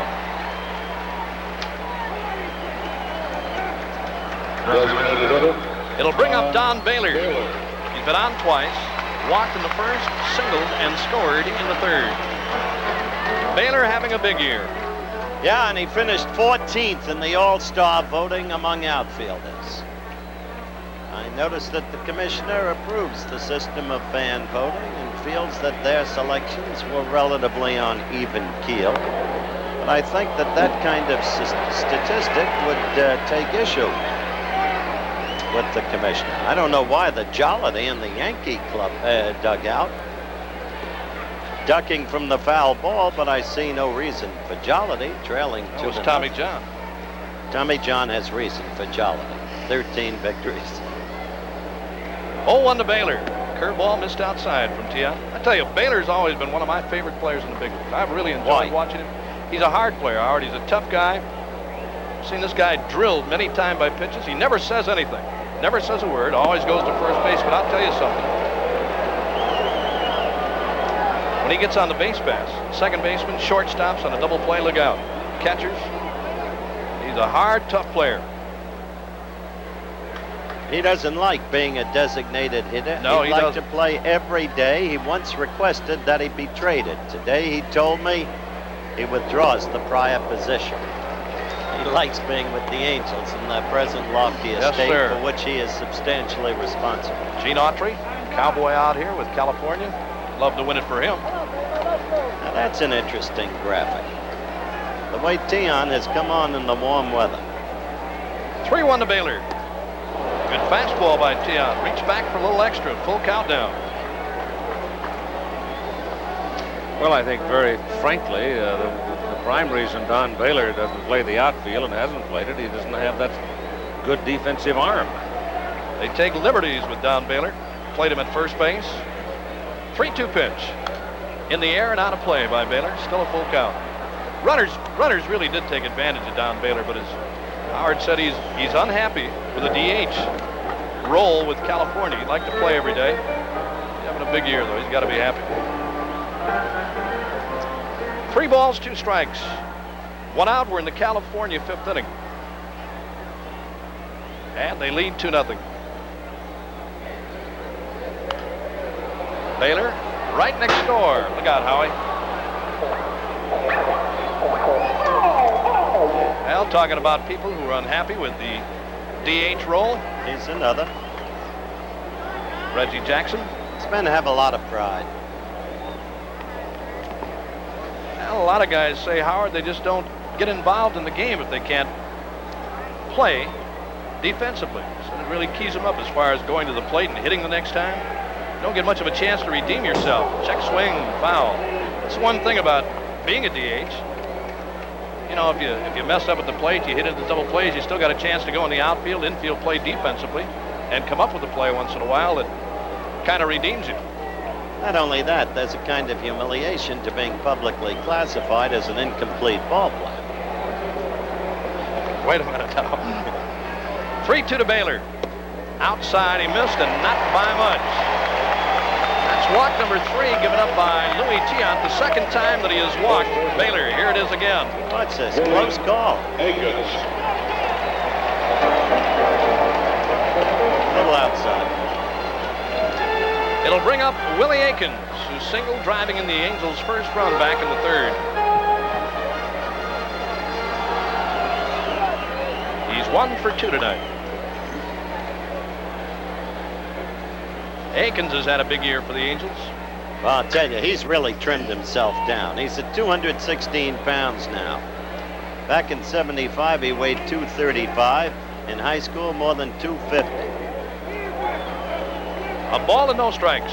Akins tonight appearing in his 68th game for California. You look at the stats on this guy, hitting at 280 tonight. 14 home runs and 58 runs batted in 68 games.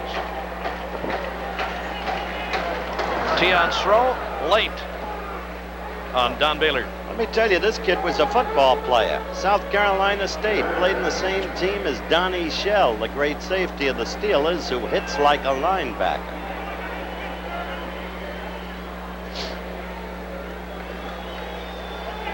Baylor jumps to a lead at first.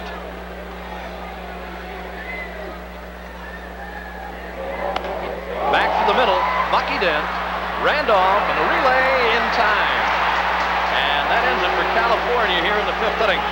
6-4-3 style, the double play. So at the end of 5 innings, as you take one more look at this double play ball hit by Akins right back to the box. He didn't hit it that sharply. There's Dent, Randolph, and the relay. At the end of 5, it is still California leading 2-0. We'll be back with more baseball after this word from our local station. The lead. Well, that tells you how they feel here in Anaheim. The Angels on top in the West. Nolan Ryan against Willie Randolph. Good fastball for a strike, and it's 0-1. Ryan, through 5 innings, has thrown 73 pitches. Tiant, through 5, 95. Breaking ball, picked out by Downing. And the appeal on the call by the first base umpire, Fred Spen. Nothing doing. Ball 1, strike 1. Here's that breaking ball by Nolan Ryan, and the check swing by Randolph. 1 ball and 1 strike. Lansford up close at third for Randolph. There's a strike. Oh, boy. On the outside corner. Boy, Ryan is hitting spots tonight. Getting better and better. The Yankees have nothing through 5 innings. Ball 1, strike 2 on Randolph.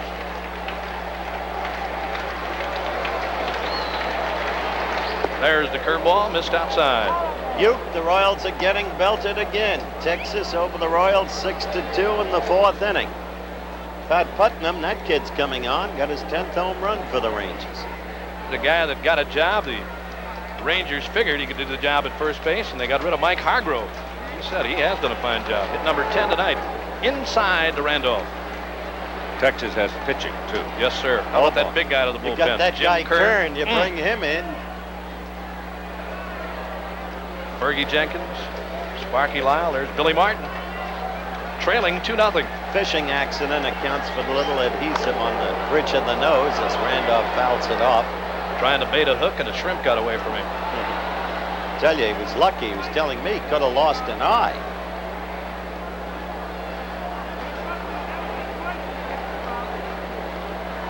Two kids in the dugout, Roy White's kid, Greg Nettles' kid. Cute little scene. 3 balls, 2 strikes on Randolph. Here's Ryan's payoff pitch, and he walked him. So the Yankees have the leadoff hitter on. And the leadoff hitter on back in the 5th inning when Piniella walked. But Chambliss then hit into a 3-6-3 double play. Here's Bucky Dent. Well, it's Nolan's 4th walk. Still a tight ball game, 2-0.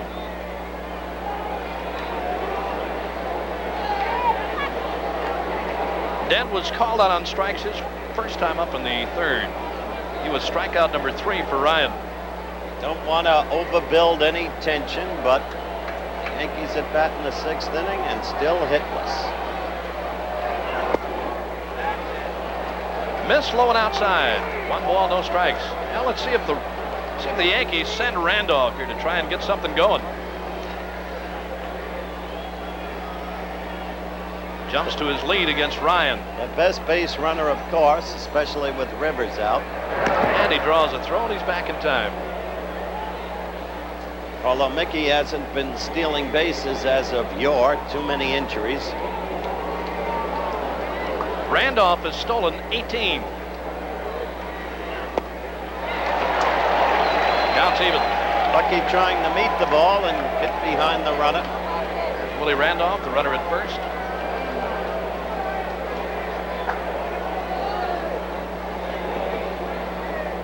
The Angels scored twice in the 3rd. That's been it. The Yankees have had nothing off Ryan. And a throw to first. And Randolph again back in time. But just barely. He almost had him going the wrong way. Willie put the tag on with a little authority, too. Notice this. 4 consecutive singles in the 3rd inning. Ford, Baylor, Akins, and Downing. In the air, short right field. Ford near the line. Easy play. He's got it. Well, you knew Bucky was trying to go to right, but he couldn't do it with any authority, and he couldn't advance the runner. One of those non-recorded statistics that are so critical in baseball. How many? Here's Bobby Mercer. Mercer flying to right field in the 1st, struck out swinging in the 3rd. He was number 4 for Ryan. There's Louis Tion in the Yankee dugout. Tion has pitched well, but he's trailing 2-0. He has matched Ryan in the strikeout department with 5 apiece. You saw that earlier graphic. The first 8 times out, high earned run average. The next 8 times out for Tion in the 2s. Mercer, a good rip, fouled out of play. So what Louis is doing is keeping his team in the ball game every time he pitches among his recent starts. One of which included the 1-hitter last Sunday against Oakland. And that's what he's doing tonight. He's keeping his club in the ball game, but he can't get the help. Not against the likes of Nolan Ryan. 1 out, 1 strike. Throw to first, and again Randolph back.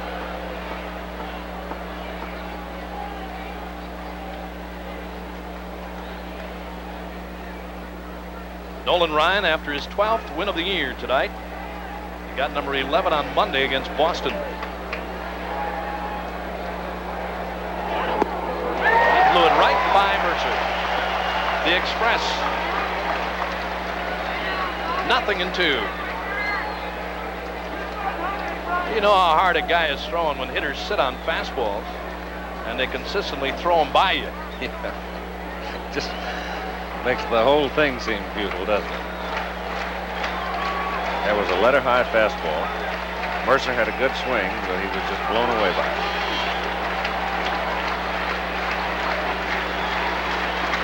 it. 2 strikes to Mercer. Curveball, tap foul. And it's still 0-2. You know, we talked about Ryan, too, being in a slump a bit earlier, Howard. Boy was hospitalized. The boy was struck by a car a while back, and he really went through some tough times. Nolan talked before the game about the cards and letters sent in by fans all over the country. Mercer in the air. Shortstop Anderson. Rudy's there. He makes the call and the catch to retire Bobby Mercer. That ball belongs to the infielder until the outfielder calls him off.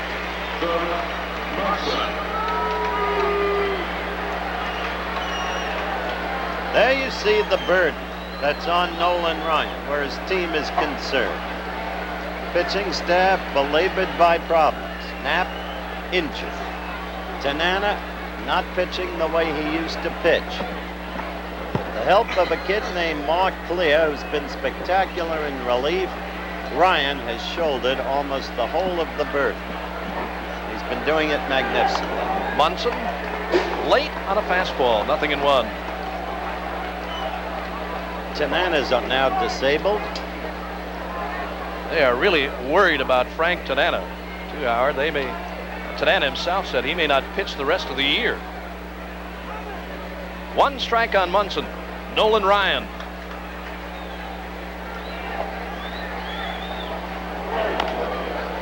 Shortstop Anderson, quick throw, got him. That ends the Yankees' 6th inning. New York gets no runs, no hits with 1 left. At the end of 5.5 innings of play, it is still California leading New York by a score of 2-0.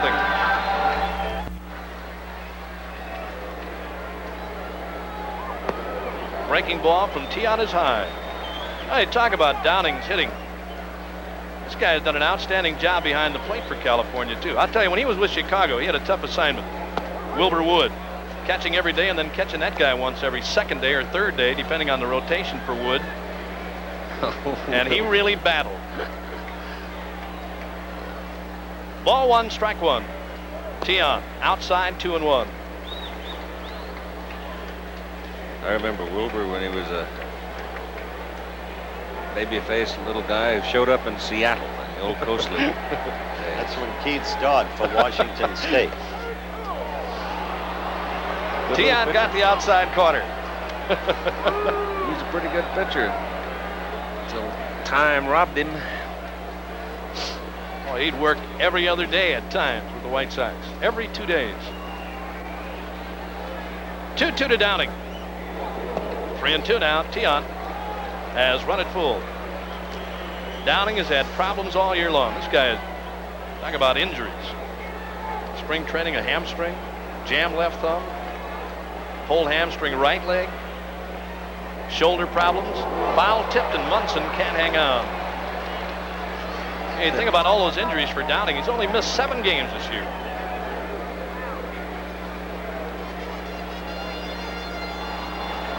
Three-two count on Downing. Program being brought to you as exclusive of ABC Sports. Now let's pause 5 seconds to allow our local stations to identify themselves. Channel 7, KABC TV, Los Angeles. Downing fouling back off Tiant. California leads it by a score of 2-0. They hit the Yankees with 2 in the third. Crowd sitting here placidly, just waiting for Ryan's next turn against the Yankees. The excitement now building. In the air, out of play.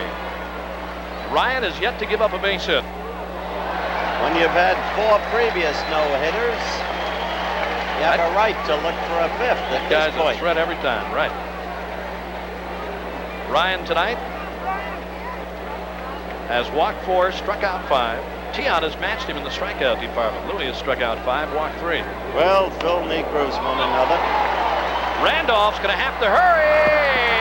Didn't get him. Willie Randolph had to hurry, and Downing legging it out, beat the throw. Third hit in tonight's game. Another example of the speed that this young catcher has. That high hanging chopper over the head of the pitcher. I told you earlier the infield is kind of soft here. By the time the ball got to Randolph, he didn't have much of a chance to do it. Well, he had to come to the ball in order to get the man, and he didn't do it. Well, when you're hot, you're hot. That's 3 out of 3 for Downing. He had an RBI single that he hit sharply enough, but just that ball was hit in the exactly perfect place. When you're hot, you're hot. Yes, sir. He started tonight at Seeing 346. That'll put him over the 350 mark.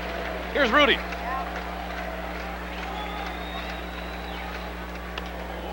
In the air, behind first base, Willie Randolph makes the call. That takes care of Joe Rudy. Joe Rudy is nothing in 3 trips. He had struck out twice. Atlanta ripped the Bucks, Bobby. 13-4.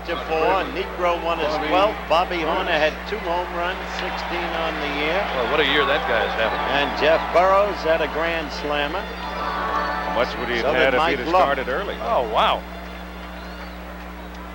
Somber Billy Martin.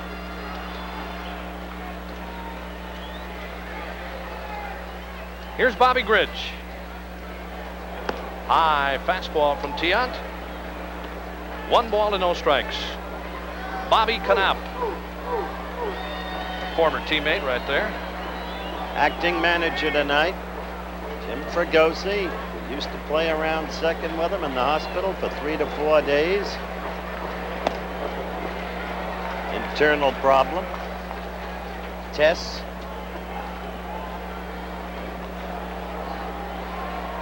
Two and nothing on Bobby Gridge. Howard talked earlier about the injuries that have plagued Gridge throughout his career. Back injuries, disc, and a late swing. 2 balls and a strike. There's Bobby. Bobby. Yes, sir. Played second to Fregosi short. Made Jim famous. And leading tonight 2-0. He's a good fielder, Bobby. Started in the Braves organization. Runner at first is Brian Downing. Louis Tiant trailing 2-0.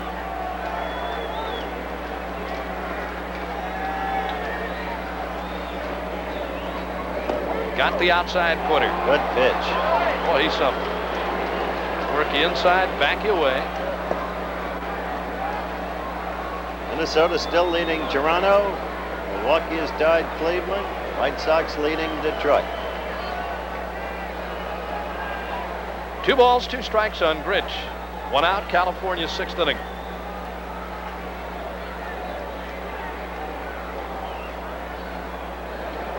High and outside. Full count again. Texas over the Royals. The other 2 games out here, later start. Remember, we started at 5 o'clock Pacific time. San Diego, winner over Montreal in game 1 of 2. Cincinnati leading Chicago. We just gave you the Atlanta final, but the Cincinnati game, rain delayed. 3-2 pitch, runner goes. Out of play by Bobby Grich, and we'll do it again. Downing off and running on the pitch. And Downing, as Keith said, has got good speed for a catcher. Downing's one of those guys that can take the extra base on you, first to third. Phillies leading the Dodgers. Giants leading the Mets in game number 2. St. Louis leading Houston 1-0, and Houston and Montreal suddenly beset by troubles.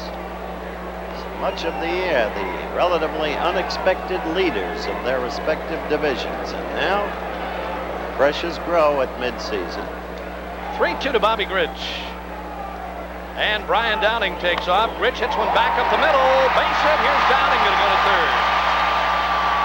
Bobby Grich hit one right through the box. And the Angels have runners at the corner. Downing was off and moving. He went to third easily. Jim Anderson.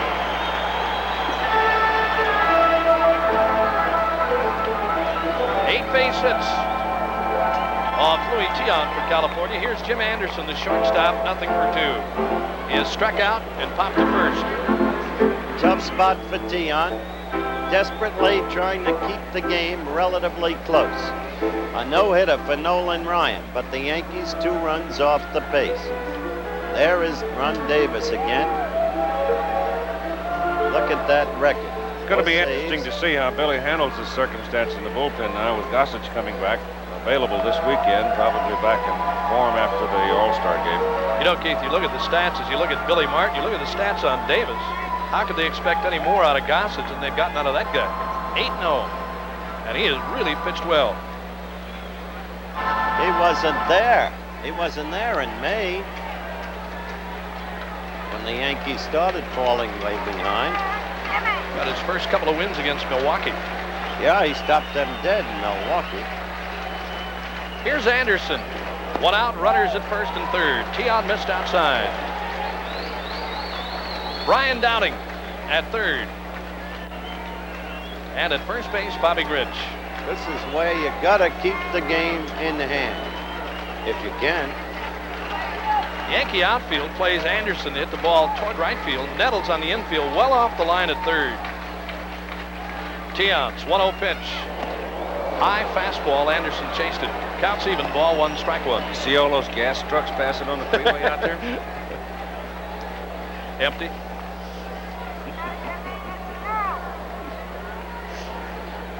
What are you telling us? Fertile country. Ball 1, strike 1. Anderson takes outside. Munson backhanding. And it's 2 balls and a strike. Tiant, through 5 1/3, has thrown 117 pitches. There you see the line score in the 6th.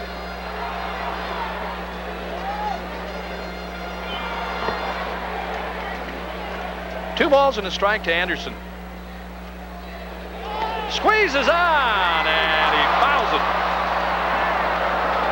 Oh, they had them both moving perfectly. I love that play. All Anderson has to do is get that ball down in fair territory. Downing scores, and Grich goes to second. They both broke perfectly, and especially Downing from third. Squeeze play, the hit and run, the cutoff, the steal of home. Those are the real niceties of baseball. There's the kid again. Oh, the count now, ball 2 and strike 2. Boy, Downing had a great break off third. Broke perfectly. Tiant, pitching from the stretch, saw him all the way. So he had to break perfectly. Anderson back on the screen, and it's still 2-2. Guy pitching from the windup, it's not so bad with that runner. I mean, he still has to get the good break off third. Otherwise, the pitcher either throws one behind you and knocks you down. There's Nolan Ryan. You know, gotta know what he's thinking. Hasn't given up anything through 6.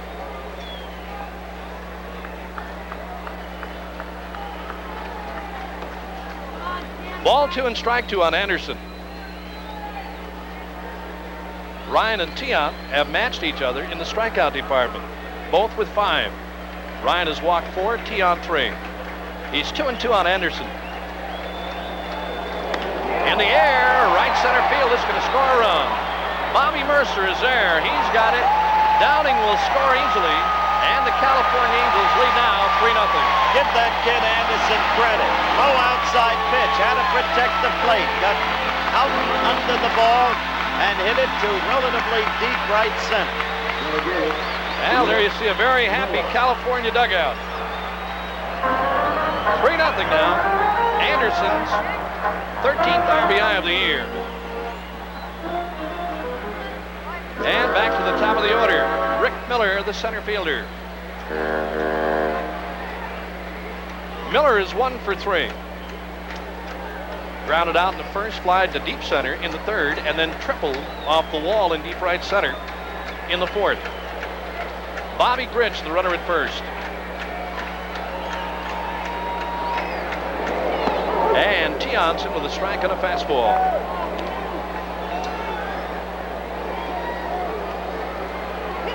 Still action in the Yankee bullpen.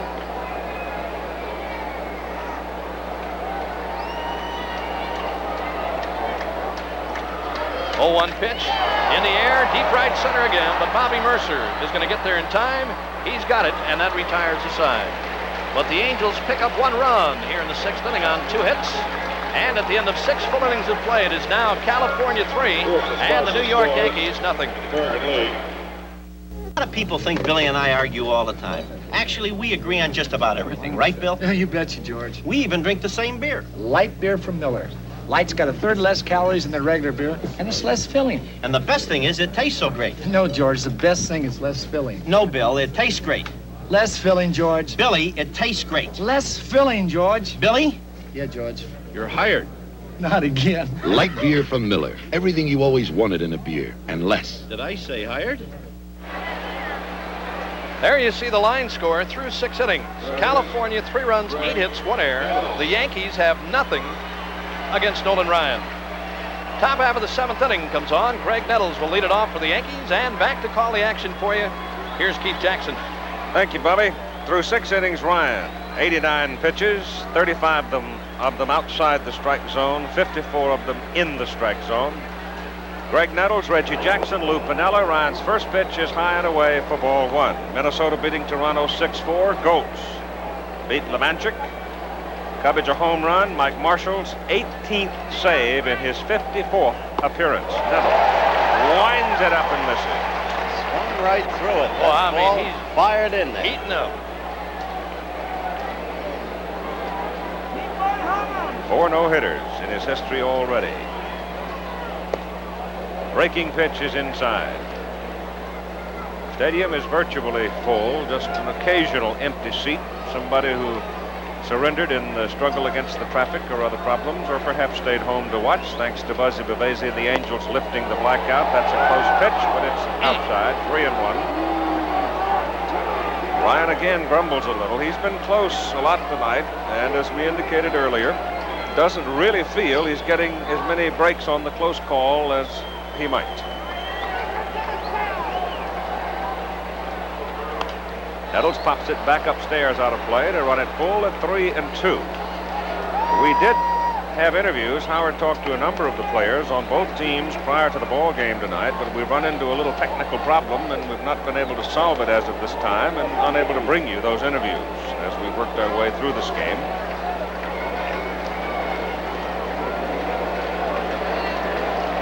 We're now in the top of the 7th inning with the Angels on top 3-0, 3-8-1, and nothing but zeros for the Yankees. Nettles swings and misses, strikes out. Well, you talk about challenging power against power. Nettles sitting on a fastball there. You see strikeout number 6 hung up for Nolan Ryan. Sitting on a 3-2 fastball, and Ryan blew it by him. Here's a moment that Reggie Jackson thrives on. The crowd are really getting on him now as he comes up in the 7th inning with an opportunity to ruin the string of zeros posted by Ryan. He hit a fly ball to left field and popped up to the third baseman his 2 previous times. Strike. 8 more men to get. 8 more. Achieve a 5th no-hit game. This was a kid who stood 6'2", weighed 150 pounds as a sophomore in high school. Even then, Major League scouts told him, "You've got a Major League fastball, son, and then some. Strike 2. Oh, I mean, he is blowing. Wow. You can sense he feels it now. There's the graphic.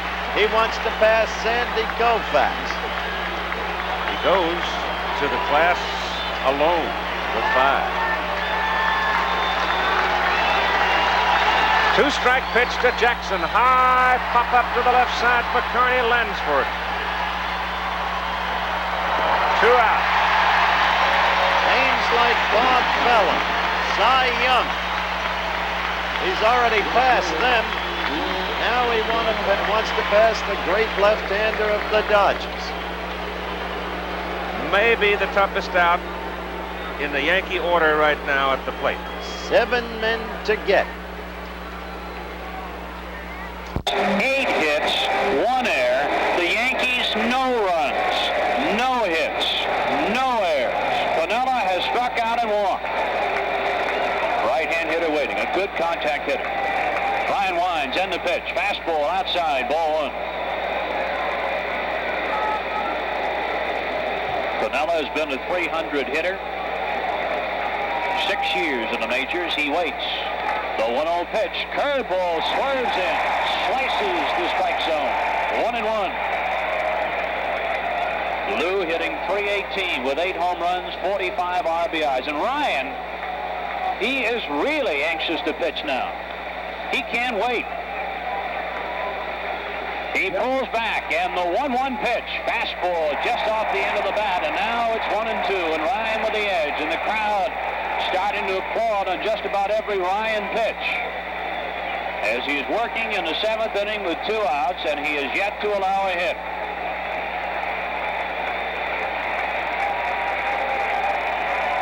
And the crowd building quickly in Anaheim Stadium. 2 outs, 7th inning, no hits for the Yanks. Piniella at the plate. The 1-2 pitch from Ryan. Fastball just outside. And the count levels 2-2. And the crowd reacting before and after every pitch. Ryan on top of the rubber, looking in for the sign of Downing. Piniella waiting. Ryan nods yes. He winds. The 2-2 pitch, high and tight. And the count full, 3-2.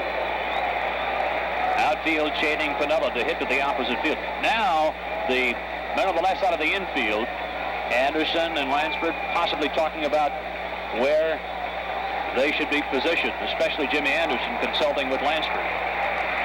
The young man, the shortstop of the Angels. Who knows how critical that might become as Ryan working in the late stages of this game.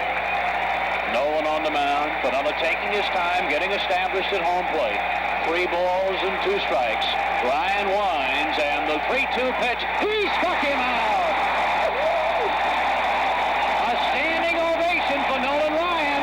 He has not allowed a Yankee hit for 7 innings. At the end of 6 1/2, it's the Angels 3, the Yankees nothing. And so in the middle of the 7th inning with a crowd on its feet cheering Ryan, it's California 3, New York nothing. There's the line score on this special Friday edition of Monday Night Baseball here on ABC. You may be watching some baseball history as New York has strung zeros all the way across the board and facing Nolan Ryan. We go to the bottom of the 7th inning for Carney Lansford, Dan Ford, and Don Baylor. Ryan needs 6 outs to become the first man with 5 no-hitters in his career, and Lansford bangs it away, and all of it happening on Friday the 13th. That's why we call it a special edition. We contemplated this very possibility. I thought he was going to do it last Monday, and we weren't here. Sharply up the middle for Lansford. First hit of the night for him, and number 9 in the game for the Angels. Davis and Cott have been in the Yankee pen. Apparently the phone's ringing out there again. Immediately they go to work.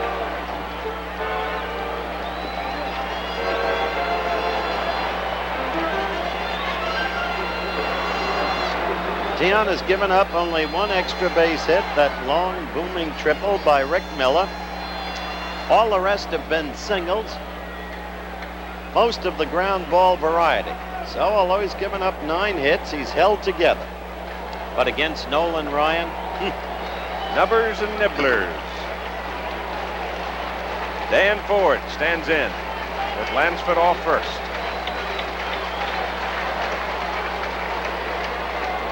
Chases him back.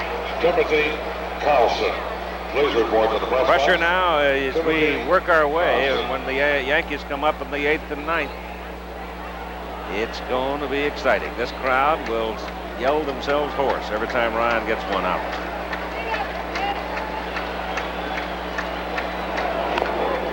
It's a slow roller at third. Infield is soft. Reynolds has no chance.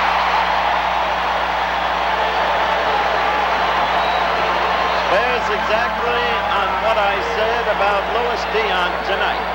He has not been the luckiest pitcher in the world. Against a man who looks so totally overpowering as Nolan Ryan. Now the Yankee infield and outfield for Ford playing way around toward right side. There's Nolan Ryan. Little chew at the index fingernail. Giving up nothing. Well aware of what is almost within his grasp. And to do it against the world champions would be the nugget of all nuggets. Nobody out as Baylor is in with 2 aboard. And he fouls it back for strike 1. Boy, he had a good rip at a hanging curveball from Tian. Tian got away with a high breaking ball. There's Nolan Ryan again. Has allowed nothing to New York. Leading 3-0. Struck out 6. Going to the fingernails.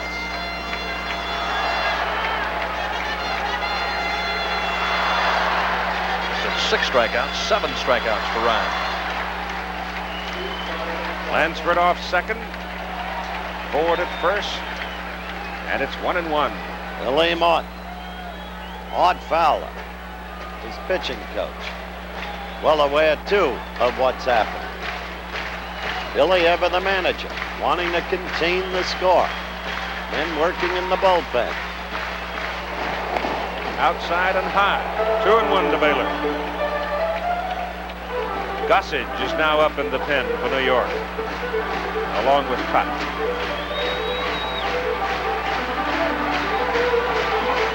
Look at that graphic.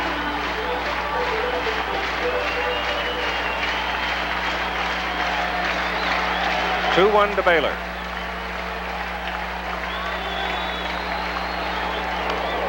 Popped him up on the right side for Chambliss. Now it's Munson. And Thurman calls it. Baylor fouls out to the catcher for the first out. Oh, and you saw Tian right alongside Munson and Chambliss, calling Munson all the way, holding Chambliss off as Thurman made the catch. Tian made a good pitch that time on Baylor. Got inside with a fastball, and there's Billy Martin out to the mound to talk with Tian. 1 out here in the 7th inning. Left-hander scheduled to come to the plate. As I said, Martin, no quitting him. Cotton, Gossage, they bring in the left-hander. No, staying with him. Well, if the Yankees could get a little long ball going, 3-0, they're still in the hunt with 2 innings to go. Exactly what's in Martin's mind. Hasn't been Tian. He's pitched a good ball game tonight, right. Trailing 3-0. Yankees haven't got a base hit off Ryan. Nothing. Here's Willie Aikens.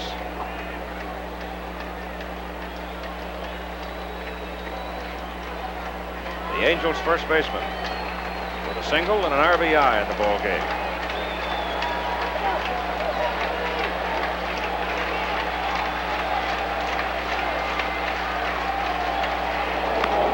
High for to the right side, way in the air for Reggie Jackson in right field.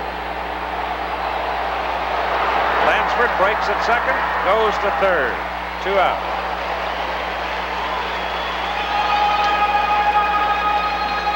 Catcher, Brian Downing. Brian Downing, 3 for 3 in the ball game. Haven't been able to get him out. Lined a shot to center. His first hit Keith, the next 2. An infield, well, a sharp grounder past Denton, then an infield grounder behind second. Randolph just failed to get him, as once again, we look at the man who matters most. And when you're in his position, you just can't wait to get out there, to get it done, especially when you feel so overpowering, as he has clearly felt tonight. 2 out, runners at the corner. And Tiant's high with his first pitch. Those are the numbers on the 2 pitchers tonight.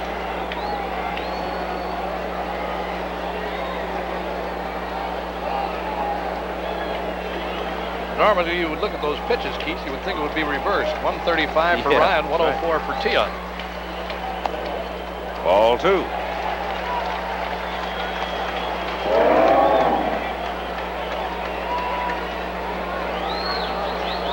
No, that is not a rubber ball that Luis is chewing on. That's a little chaw with bubble gum wrapped around it. Have you tried it? Yes. Pretty good. Little bateau on a good and fast running creek with a few bass in it, a few trout in it. Dandy. Blow bubbles and smokes when it comes out. 3 balls and no strikes now to Downing.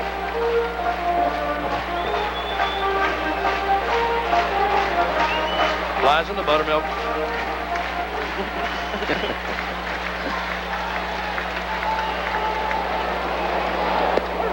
Has a strike. It's 3-1 now. 3-0 California. The story is Ryan chewing on a towel, waiting to go back to the top of the 8th inning.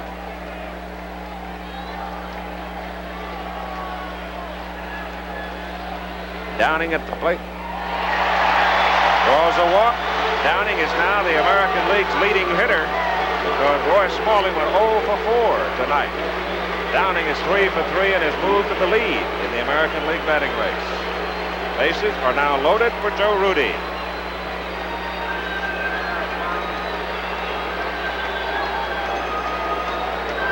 Story on Rudy. A couple of swinging strikeouts.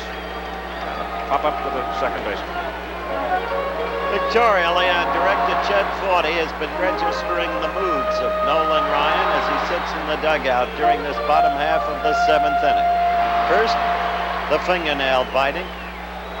More recently, as you saw, the towel wiping and the cap wiping. Tiant is high and away to Rudy for ball 1. There is that almost unbearable eagerness to get out there, to do it, to finish it off. There has been no particular display of gamesmanship on the part of the Yankees as yet either. It's stalling a little bit, hitter stepping out, stepping in, fiddling around. Hasn't been that. We might see more of it over the next couple of innings. That's on the corner for a strike.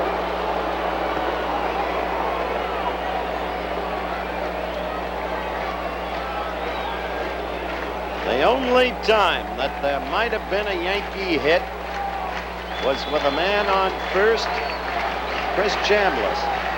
Lashed a ground ball, but it nestled in the glove of Willie Aikens as Rudy fouled one off, and Aikens started a first to short to first double play. Nolan Ryan again. Aikens playing right on the bag, covering the runner. It was the only ball that was hit hard off Ryan. Mercer hit a long fly ball his first time up, but ball by Chambliss. The bases are loaded with 2 out. The count is 1-2 on Joe Rudy. Get out into right center field. Bobby Mercer has room, makes the catch, and the Angels leave 3. after 7 complete innings of play. 3-0 California. We'll be back. To left. So, Ryan, 2 innings away from being the only man to hurl 5 no-hitters in his career. And to take it the rest of the way, here is Big D. All right, Al, thank you very much. It'll be Chris Chambliss, Jim Spencer, and Willie Randolph in that order. The first 3 scheduled to face Ryan here in the 8th inning. Ryan has not allowed a hit. He has struck out 7 as Chambliss stands in. He is 0 for 2 tonight. The pitch by Ryan is blown away off the glove of Downing in the count 1-0. The infield swung to their left slightly on the left side. Lansford backing off the line at third. The next pitch by Ryan is on the outside corner, strike 1 called, and Chambliss just drops the bat and says something to home plate umpire Jim Evans.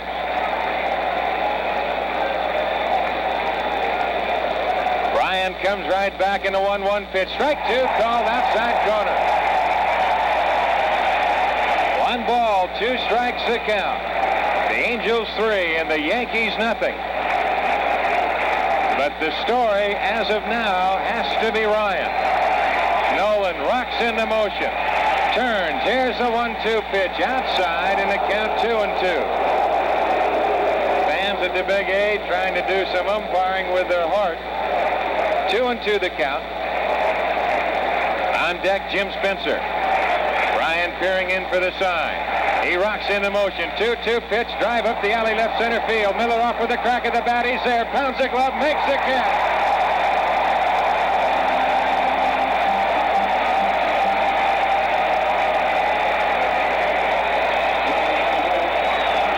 Bring on Jim Spencer. He is 0 for 2. Angel Baseball is brought to you by Chevrolet. In just 2 short years, over 1 million people have bought and enjoyed the Caprice and Impala.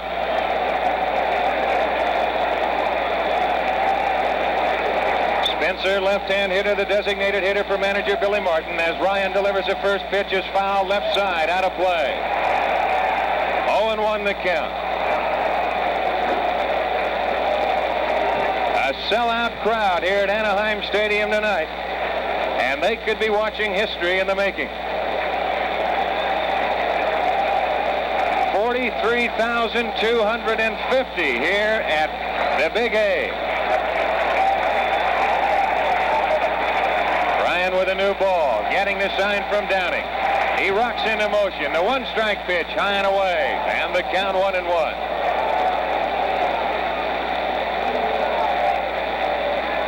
1 ball, 1 strike the count. Ryan rocks back. He turns. Here's the 1-1 pitch. A curveball. He went around.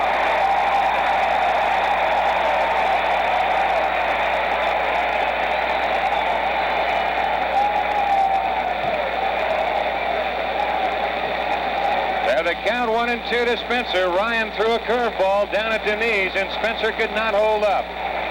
The crowd of 43,250 is the second highest.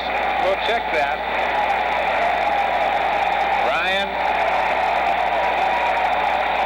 waiting for Spencer to get back in. The crowd again, the rhythmic applause that they've picked up here at the Big A this year, rooting for the strikeout. The roar and the clap and the chant. Ryan rocks into motion. Here's the 1-2 pitch. Drive up the alley. Coming on. Miller still coming on. And he can't make the play. It goes by him as Spencer goes to second base, and we'll see how they call it.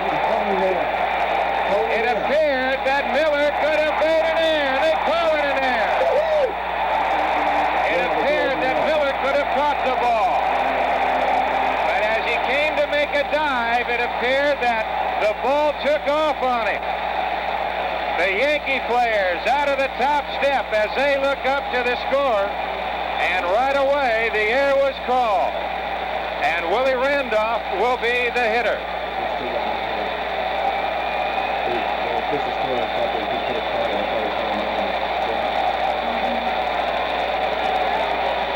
The ball seemed to carry more to Miller as Randolph stands in. The first pitch is strike, and the count is 0-1.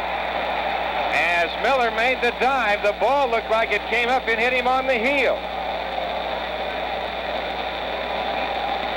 Ryan again ready. He sets. The next pitch, a curveball. That's in and over. The count is 0-2.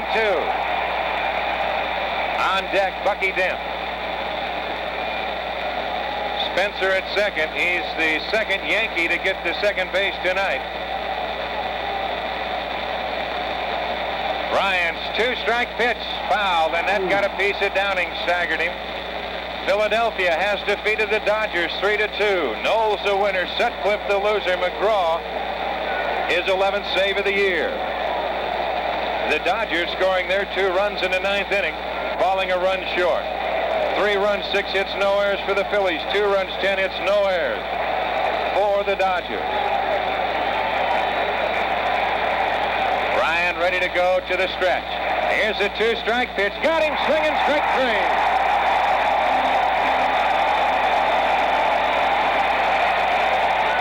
Randolph strikes out, and that brings on Bucky Dent.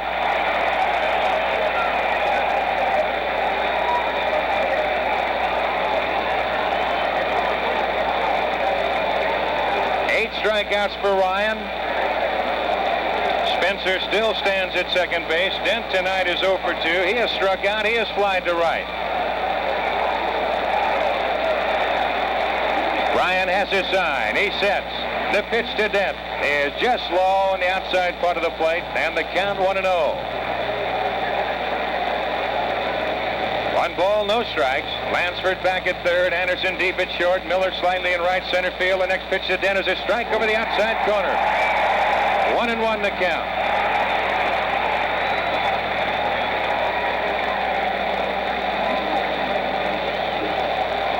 Gritch a step or so to his left. Ryan to the stretch, and here's a 1-1 pitch high.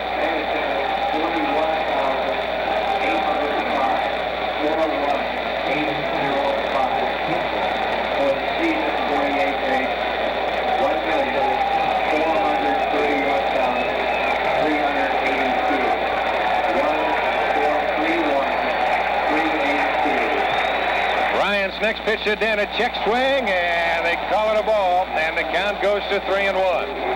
We get a correction on the attendance tonight. It's 41,805.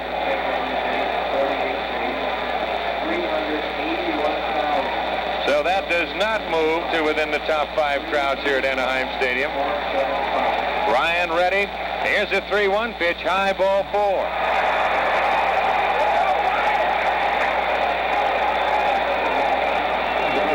Ryan, his 5th walk of the night. Cap off. He comes down the mound.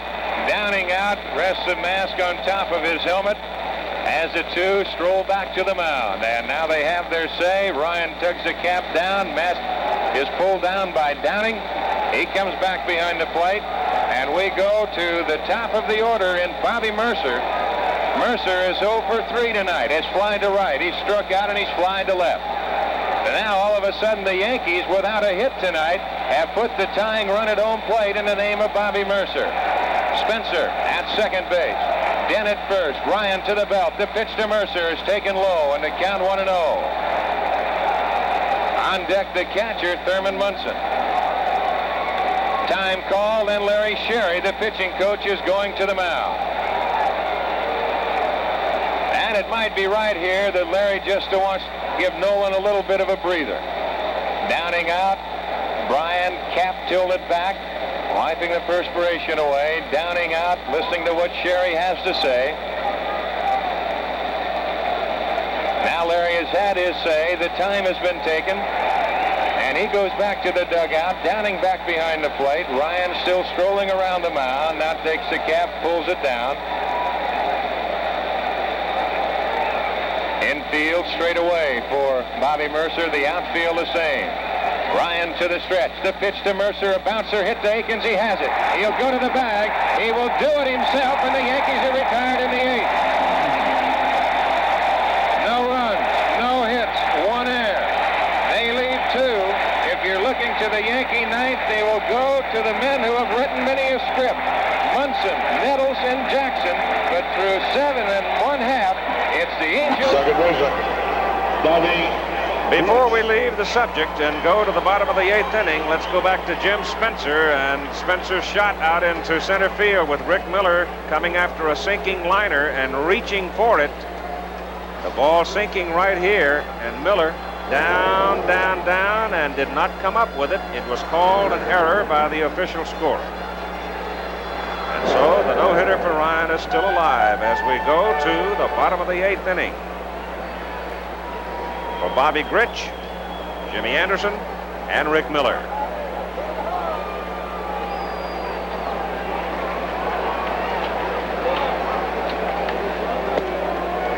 The pitch from Luis Tiant. He is ball one outside. Well, the Cardinals with Silvio Martinez shut out Houston 1-0. Houston's 7th straight loss. Third baseman Nettles has it and throws out Bobby Grich, running gingerly with a sore hamstring. Shortstop, Jim Anderson. Jimmy Anderson has knocked in a run. He's 0 for 2. Sacrifice fly his last time up. Carried Tiant rather deep to right center field. Wiggles in the box, shortens up a bit, and that gets Nettles moving at third base. Give us a called strike. Nolan Ryan back in the dugout. 3 outs needed for his 5th no-hitter. Strike 2 called. Scores American League. Mike Marshall's 18th save for Dave Goltz tonight as the Twins won.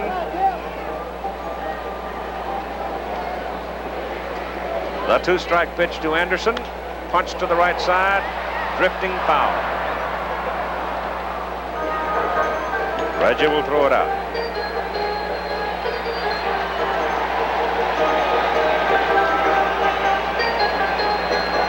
The home half of the inning is just sort of a moment of toleration, relaxation, the way things have developed tonight. That's right. They're all waiting for Ryan now with a chance to make... Right through Nettles.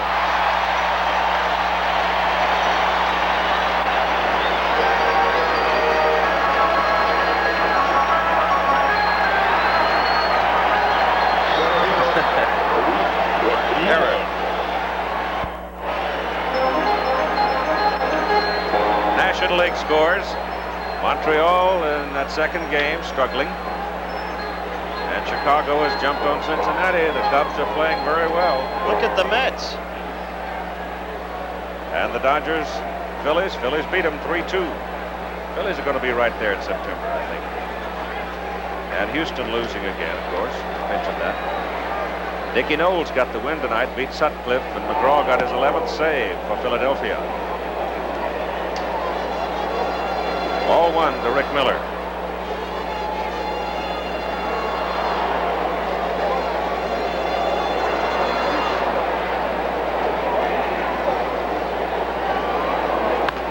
Up the middle, base hit.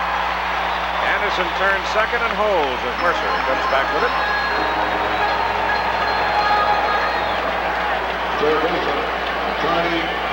Yankee bullpen is busy again. Lansford, the batter. Davis is up throwing this time. Ron Davis. And only he. Billy Martin on his way to the mound. Time call. And so we will have to wait a little longer to see whether or not Nolan Ryan takes another step in baseball history. Luis Tiant, who has thrown 148 pitches. Billy Martin has gone to the mound. He will stay there until Jim Evans comes out and says, let's get on with it. Billy has shown at this point no inclination to take Luis back with him, and he won't.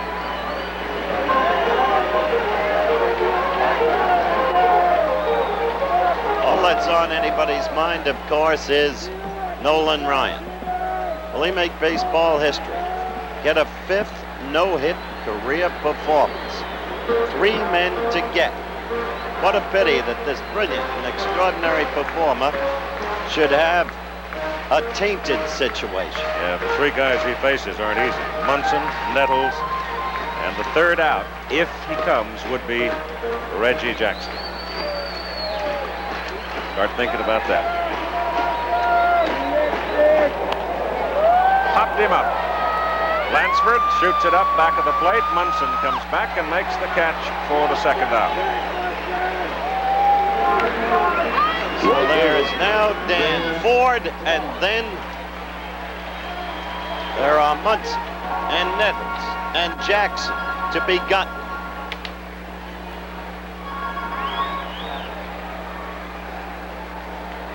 It no longer is in the mind, I think, of most people here. All 41,805 and a few freeloaders like us, as to whether or not the Angels win the game. The consuming attention will go to the pitcher's mound. But now Tiant is trying to get the Angels out without further damage here in the bottom of the 8th inning, and Ford looks and takes high, ball 1.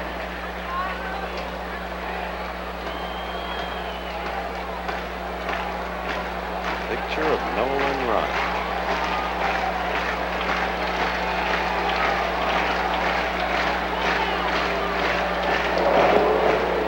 Blocked by Munson. 2 balls and no strikes. Good play. Don Baylor is on deck. 2 out, 2 on. Angels 3-0 on 11 hits.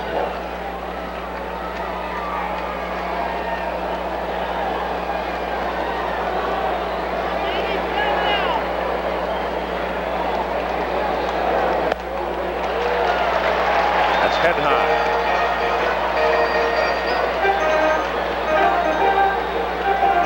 It's 2-1. Oh, 3-0. I'm both wrong. 3 balls, no strikes.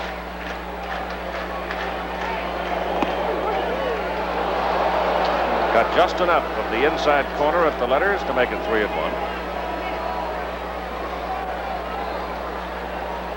Well, this is 1 ball game. Nobody left early.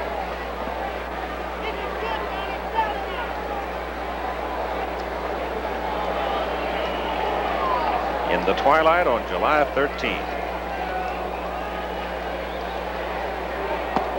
Ford swings hard, misses 3-2.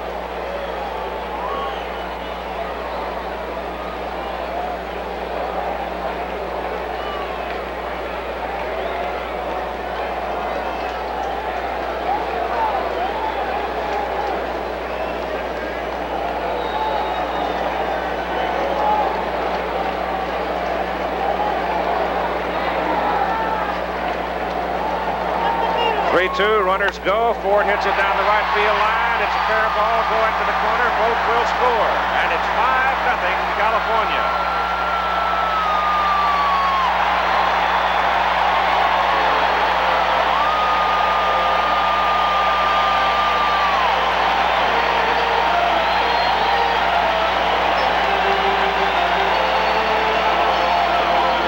So Martin comes out.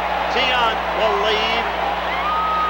No suspense left in the game in terms of who will win or lose, but tremendous suspense in terms of whether or not Nolan Ryan will get his 5th no-hit career victory. We'll be right back. Ron Davis has come on in relief of Luis Tiant. His record, his numbers, we've spoken of him. He has been a bellwether for the New York pitching corps in the absence of Gossage. He will pitch now to Don Baylor, as the Angels have taken the lead 5-0, 2-run scoring here in the bottom of the 8th inning with Dan Ford at third base, advancing over to third base as a result of Reggie being unable to dig the ball out of the canvas over in the corner. The first pitch to Baylor is low for ball 1. Davis came up from Columbus April 22nd, was optioned out on May 3rd, came back May 28th, and boy, has he been important. Outside corner, called strike. Originally the number 3 selection by the Chicago Cubs in the free agent draft January '76, traded from the Cubs for Kenny Holtzman. Slow curve is punched to center field. Mercer coming, can't get it, drops in for a base hit, and Ford comes trotting across home plate with run number 6. baseman, Willie Jenkins.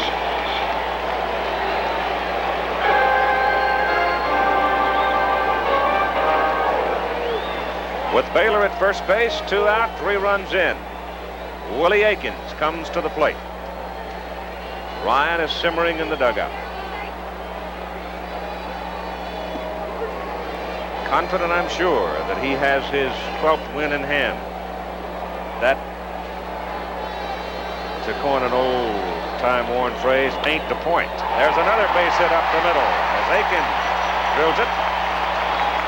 And so young Ron Davis is greeted by back-to-back singles for the California Angels, and Brian Downing now, who is the American League's leading hitter, will be coming to the plate, and there is the man of the hour. California Angels giving the nation a good evidence tonight of why they're presently in first place in the American League West. This club can hit. And when Ryan's in there and that kid Mark Clear, they're equipped to go against anybody. And remember, they've been staying up there despite the absence of baseball's greatest hitter, Carew, who'll be back within a week. Downing looks at a breaking pitch for a called strike. This is an impressive baseball team.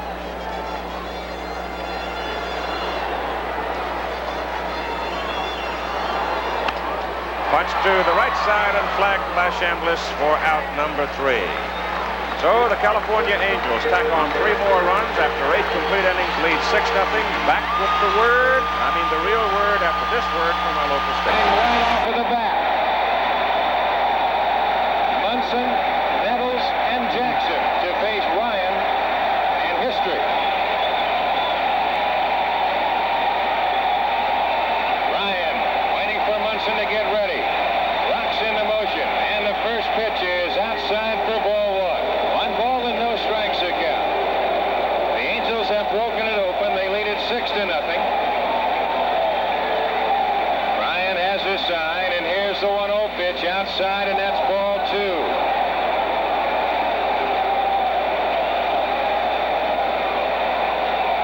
2 balls and no strikes a count.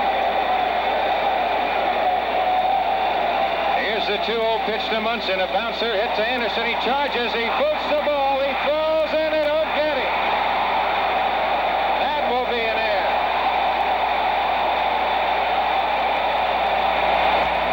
No question about that. But I don't think the press should be saddled with this kind of situation. Anderson a little indecisive as to how to play it, to back up on it or come in and short hop it. He came in and tried to short hop it, and he had no chance on Munson. And so Nettles now comes to the plate with Jackson to the on-deck circle.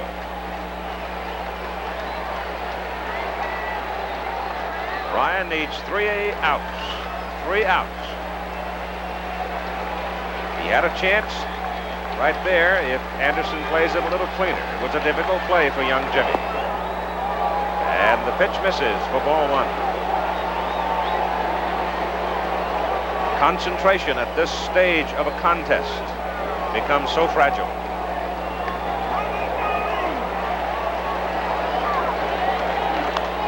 Popped up, foul, back out of play. It's 1-1 to Nettles.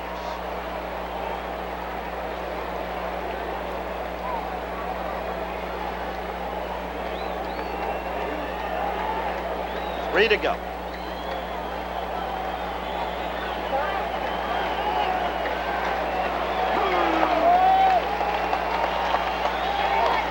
Foul back here, and it's 1-2.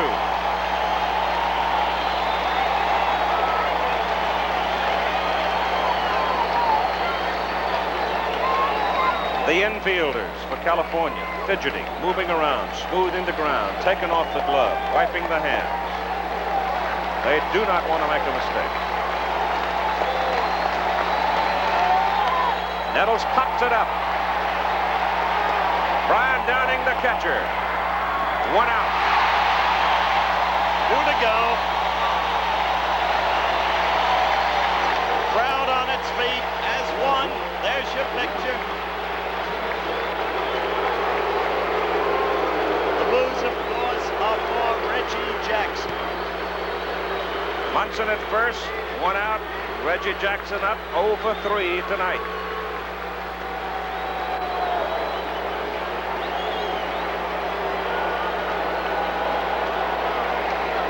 Two men away from baseball history. Nolan Ryan. Base hit, center field. Munson goes to third. So it becomes academic. On their feet as Jackson singles under the glove of Nolan Ryan, but he will get a standing ovation.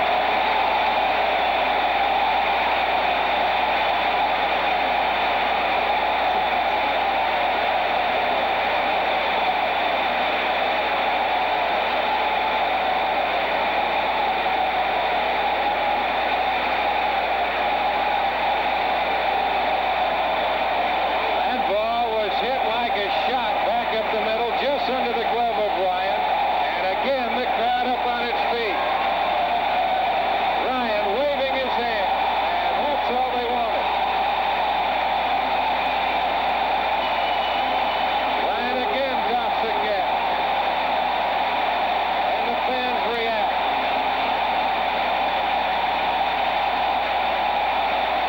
Nolan just walking around the mound, hands on his hips, facing home plate again. He doffs the cap. The fans react to that. They're showing their appreciation. Ryan showing his.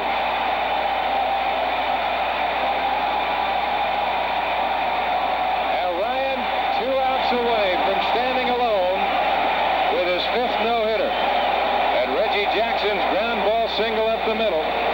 That stops that. Here's Lou Piniella. Ryan's first pitch, a fly ball into right center field. Munson will tag, and Ford makes the catch. Here comes Munson. Here comes the throw. Not in time. Munson scores. It's 6-1 Angel. The no-hitter gone, but so is the shutout. But it was a beautiful scene you just witnessed as this crowd paid tribute to Nolan Ryan.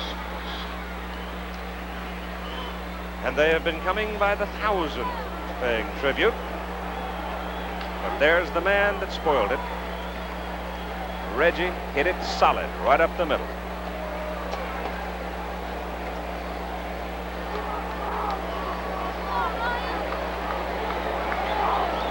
Chris Chambliss with 2 out, takes low, ball 1.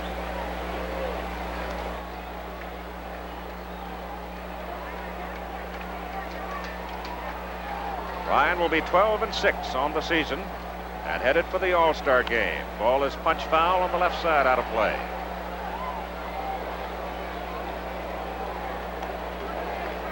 We'll try to take the time to talk with Nolan briefly when the game is done. It was exciting going into the 9th inning with 1 out. Chambliss has a count of 1-2. That call strike.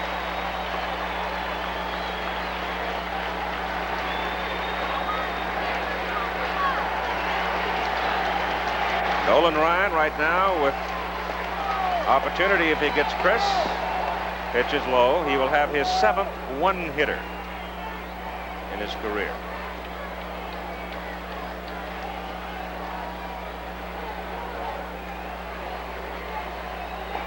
It's incredible. 7 one-hitters, 4 no-hitters. Just extraordinary.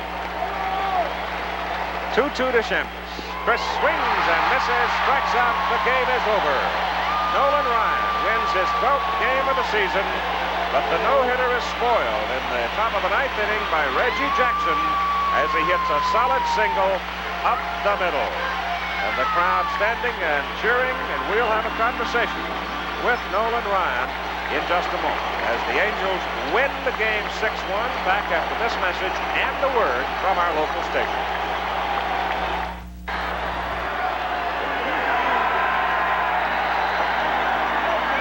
Nolan Ryan, I know you got to be terribly disappointed, Nolan, losing the no-hitter in the 9th inning, but another outstanding effort here. The base hit by Reggie Jackson stopped it.